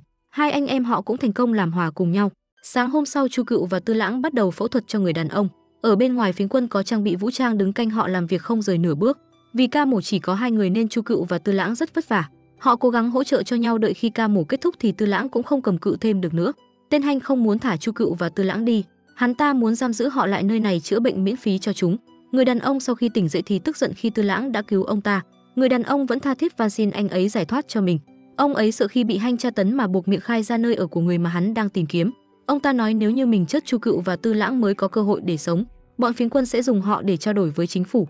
Nguyễn Nguyễn nhận được tin Chu Cựu và Tư Lãng bị bắt cóc. Cô gọi điện thoại cho Trần Lạc thì biết thêm tin Tây Châu đã tới nước mờ cứu bọn họ. Ở bên này Vân Thâm tới nhận xác bác sĩ. Cô ấy là người Chu Cựu coi như người thân nên anh ấy cũng rất xót xa trước sự ra đi của cô ấy. Tình trạng sức khỏe của Vân Thâm không ổn lắm, anh ấy phải dùng đến thuốc để kiểm soát những cơn ho. Tây Châu gọi điện thoại cho Chi Chi vào đêm muộn để hỏi thăm về Nguyễn Nguyễn. Sau khi không nhận được câu trả lời mà mình mong muốn, anh ấy lại gọi điện thoại cho Nguyễn Nguyễn. Cô ấy nhấc máy nhưng chỉ khóc và không trả lời. Nhiêu đó thôi cũng đủ để Tây Châu xác định được cô ấy đang an toàn rồi. Cô bé cụt chân Mary không chịu ăn uống khiến cô y tá cũng bất lực. Vân Thâm đã chạy tới khuyên nhỏ cô bé phải cố gắng kiên cường và ăn uống để có sức cùng anh ấy đợi Chu Cựu trở về. Ở bên này Chu Cựu bị giam lỏng rất cô đơn và nhớ thương Vân Thâm vô hạn. Sau đó cô ấy bị lôi đến chỗ Tư Lãng, anh ấy đang bị Hanh đánh tới tấp vì tội đã để người đàn ông kia chết. Hắn ta định rút súng giết hai người họ nhưng tên đàn em bên cạnh lý trí hơn một chút đã ngăn cản lại. Bây giờ chúng chỉ có thể dùng hai người họ làm điều kiện đàm phán với chính phủ mà thôi. Ngày hôm sau Vân Thâm tới gặp cán bộ cấp cao của nước mờ. Anh ấy đưa ra nhiều yêu cầu khiến đối phương khó chịu. Cuối cùng Tây Châu phải ra mặt đe dọa ép ông ta phải suy nghĩ lại. Sau đó anh ấy kéo Vân Thâm ra về. Ở bên này Tư Lãng và Chu Cựu bị một tên áp giải đi. Chu Cựu lấy cớ buộc dây giày, sau đó Tư Lãng rút dao trong người tấn công tên đó. Hai người vật lộn, Chu Cựu ném đao bê đá đập cho tên đó ngất đi. Sau đó cả hai lái xe bỏ trốn, bọn kia rất nhanh đã phát hiện ra và đuổi theo. Cả hai người lái xe trong tình trạng bị thương, họ mất máu quá nhiều nên cứ mơ màng mất dần tỉnh táo. Xe của họ đâm vào một chướng ngại vật khiến cả hai ngất đi. Chu Cựu tỉnh trước, Tư Lãng cũng tỉnh lại ngay sau đó, anh ấy giục cô mau rời đi trước, đừng lo cho mình. Nhưng Chu Cựu không muốn một mình bỏ trốn. Tư Lãng nói mình đã giết người đàn ông kia bằng một liều morphine. Tư Lãng biết mình sắp không xong rồi nên đã nói ra những lời chăn chối cuối cùng với Chu Cựu. Anh dặn cô ấy hãy sống thật tốt, sống thay cả phần của mình. Vân Thâm sau khi nghe A Sơn thông báo Chu Cựu đã trốn được ra thì vội vàng lái xe ứng cứu. Tư Lãng chớt đi khiến Chu Cựu đau khổ vật vã, nhưng rất nhanh cô cũng ngất lịm đi vì mất máu. Vân Thâm chạy tới nơi thì vội vàng đập cửa réo gọi hai người. Ở bên khác đám kia cũng truy đuổi bọn họ sắp tới nơi rồi. Vân Thâm dứt khoát dùng đá đập vỡ cửa kính, anh ấy bế được Chu Cựu lên di chuyển về phía xe. Bọn phiến quân đã đuổi tới, chúng bắn một phát vào vai Vân Thâm khiến anh ấy khựng lại. Tây Châu và quân chính phủ cũng đuổi tới, anh ấy thấy em trai bị thương thì hốt hoảng lắm. Một tháng sau Chu Cựu tỉnh lại trên giường bệnh. Cô ấy nhớ lại những kỷ niệm cùng Tư Lãng, họ đã cùng nhau vào sinh ra tử. Anh ấy vì bảo vệ cô mà 5 lần 7 lượt gặp nguy hiểm, cuối cùng ngay cả tới mạng sống cũng không còn nữa. Đời này Chu Cựu đã phụ Tư Lãng rồi. Vân Thâm cũng tỉnh lại trên giường bệnh. Dì Khương rất vui khi con trai đã tỉnh lại. Việc đầu tiên Vân Thâm làm là an ủi mẹ mình, sau đó anh hỏi thăm về Chu Cựu. Vân Thâm còn không quên dặn dò mẹ mình đừng trách Chu Cựu. Sau bao sóng gió dì Khương cũng thay đổi suy nghĩ rồi. Bà ấy không còn phiến diện đổ mọi lỗi lầm lên đầu Chu Cựu nữa. Sau đó Vân Thâm tới thăm Chu Cựu, anh ấy khóc lóc kể cho Chu Cựu nghe mình đã sợ mất đi cô ấy như thế nào. Vân Thâm cứ thế độc thoại một mình, còn Chu Cựu vẫn lãnh cảm không nói một lời. Dì Khương ở bên ngoài quan sát tất cả. Nguyễn về nước thì Tây Châu thay Chi Chi tới đón cô ấy, nhưng Nguyễn vẫn giận dỗi ngó lơ anh ấy. Vân Thâm thấy anh trai bị nghiệp quật phải cua lại Nguyễn thì sướng lắm. Cười trên nỗi đau của người khác quả thật là một thú vui. Thật ra Vân Thâm cũng có khá hơn là bao đâu. Từ khi tỉnh lại Chu Cựu chẳng thèm nói câu nào với anh ấy. Bác sĩ thông báo cho Vân Thâm một tin buồn. Vết thương ở tay của Chu Cựu đã được xử lý nhưng vẫn để lại di chứng, sợ rằng sau này cô ấy không thể cầm dao phẫu thuật nữa. Nếu như trước đây luôn là Chu Cựu chăm sóc cho Vân Thâm thì bây giờ đổi lại là anh ấy chăm sóc cho cô. Vân Thâm đi chợ muốn làm món gì đó ngon ngon bồi bổ cho bạn gái. Vân Thâm mang cháo vào cho Chu Cựu, anh ấy bảo gì cô ấy cũng làm như một cái máy. Chu Cựu ăn được 3 miếng thì không chịu ăn thêm nữa. Nguyễn tới bệnh viện thăm Chu Cựu, cô ấy khuyên nhủ Chu Cựu rất nhiều. Sau khi ra về Nguyễn lại bắt gặp Tây Châu trong thang máy. Nguyễn xin Tây Châu cho mình chút thời gian suy nghĩ thêm. Buổi tối Chu Cựu nằm mơ cô ấy có một giấc mơ rất dài gặp lại cha mẹ. Cha mẹ khuyên Chu Cựu hãy cố gắng vượt qua chuyện lần này. Sau đó Chu Cựu lại gặp cô Eddie, cô ấy cũng nói bản thân mình ở dưới suối vàng sống rất tốt. Chu Cựu đi một vòng lại gặp Tư Lãng. Anh ấy rất buồn và thất vọng khi thấy bộ dạng chán chường mất hết sinh khí của cô ấy. Sau đó Chu Cựu lại mơ thấy khi Vân Thâm bất chấp nguy hiểm để cứu mình. Dù bị trúng đạn đau đớn, anh ấy vẫn không hề buông cô ra. Vân Thâm thấy Chu Cựu gặp ác mộng bị dọa sợ thì vội vàng chạy tới ôm lấy cô an ủi. Chu Cựu cũng chịu mở lòng mà ôm lấy anh ấy. Ở bên này Tây Châu đi đấu kiếm cho hết thời gian. Nguyễn đã chạy tới tận nơi tìm anh ấy. Tây Châu sung sướng nghe Nguyễn nói không thể quên được mình. Anh không kiềm chế được mà ôm ghì lấy cô ấy. Thời gian trôi nhanh, 5 năm sau Chu Cựu đã lấy lại phong độ và trở về với công việc. Cô vẫn tham gia kíp mổ với vai trò phụ tá. Chi Chi và Trần Lạc đã bén duyên cùng nhau. Gia đình nhỏ của Tây Châu đã có thêm một bé gái. Nguyễn cũng đang mang thai bé trai trong bụng. Chẳng mấy mà nhân khẩu trong nhà lại có thêm một miệng ăn. Vân Thâm đã mua lại căn nhà của bà nội từ tay cô ruột Chu Cựu, nhưng anh lựa chọn giấu giếm thân phận của mình. Ngoài vai trò bác sĩ, Chu Cựu còn là giảng viên. Cô muốn mọi người đều có cái nhìn rõ hơn về căn bệnh thế kỷ và cách phòng tránh. Mỗi khi rảnh rỗi Chu Cựu sẽ quay lại nước mờ làm thiện nguyện. Vân Thâm đã quay trở lại phòng thí nghiệm nghiên cứu thuốc cứu người. Anh ấy luôn đồng hành bên cạnh Chu Cựu. Sau đó Chu Cựu trở lại nhà cũ, Vân Thâm cũng tới nơi. Anh cầu hôn cô ấy thêm một lần nữa. Sau bao sóng gió hai người họ đã tìm về bên nhau. Mong rằng sau này cả hai sẽ sống hạnh phúc và sinh một đàn con cho vui cửa vui nhà. Được rồi, bộ phim đến đây là kết thúc. Các bạn bỏ ra 3 giây đăng ký kênh để ủng hộ chúng mình nha. Cảm ơn các bạn đã đón xem kênh của chúng mình. Hẹn gặp lại mọi người trong bộ phim tiếp theo. Ok, phần review phim của ngày hôm nay đến đây là hết rồi. Xin chào tạm biệt và hẹn gặp lại các bạn ở những tập tiếp theo.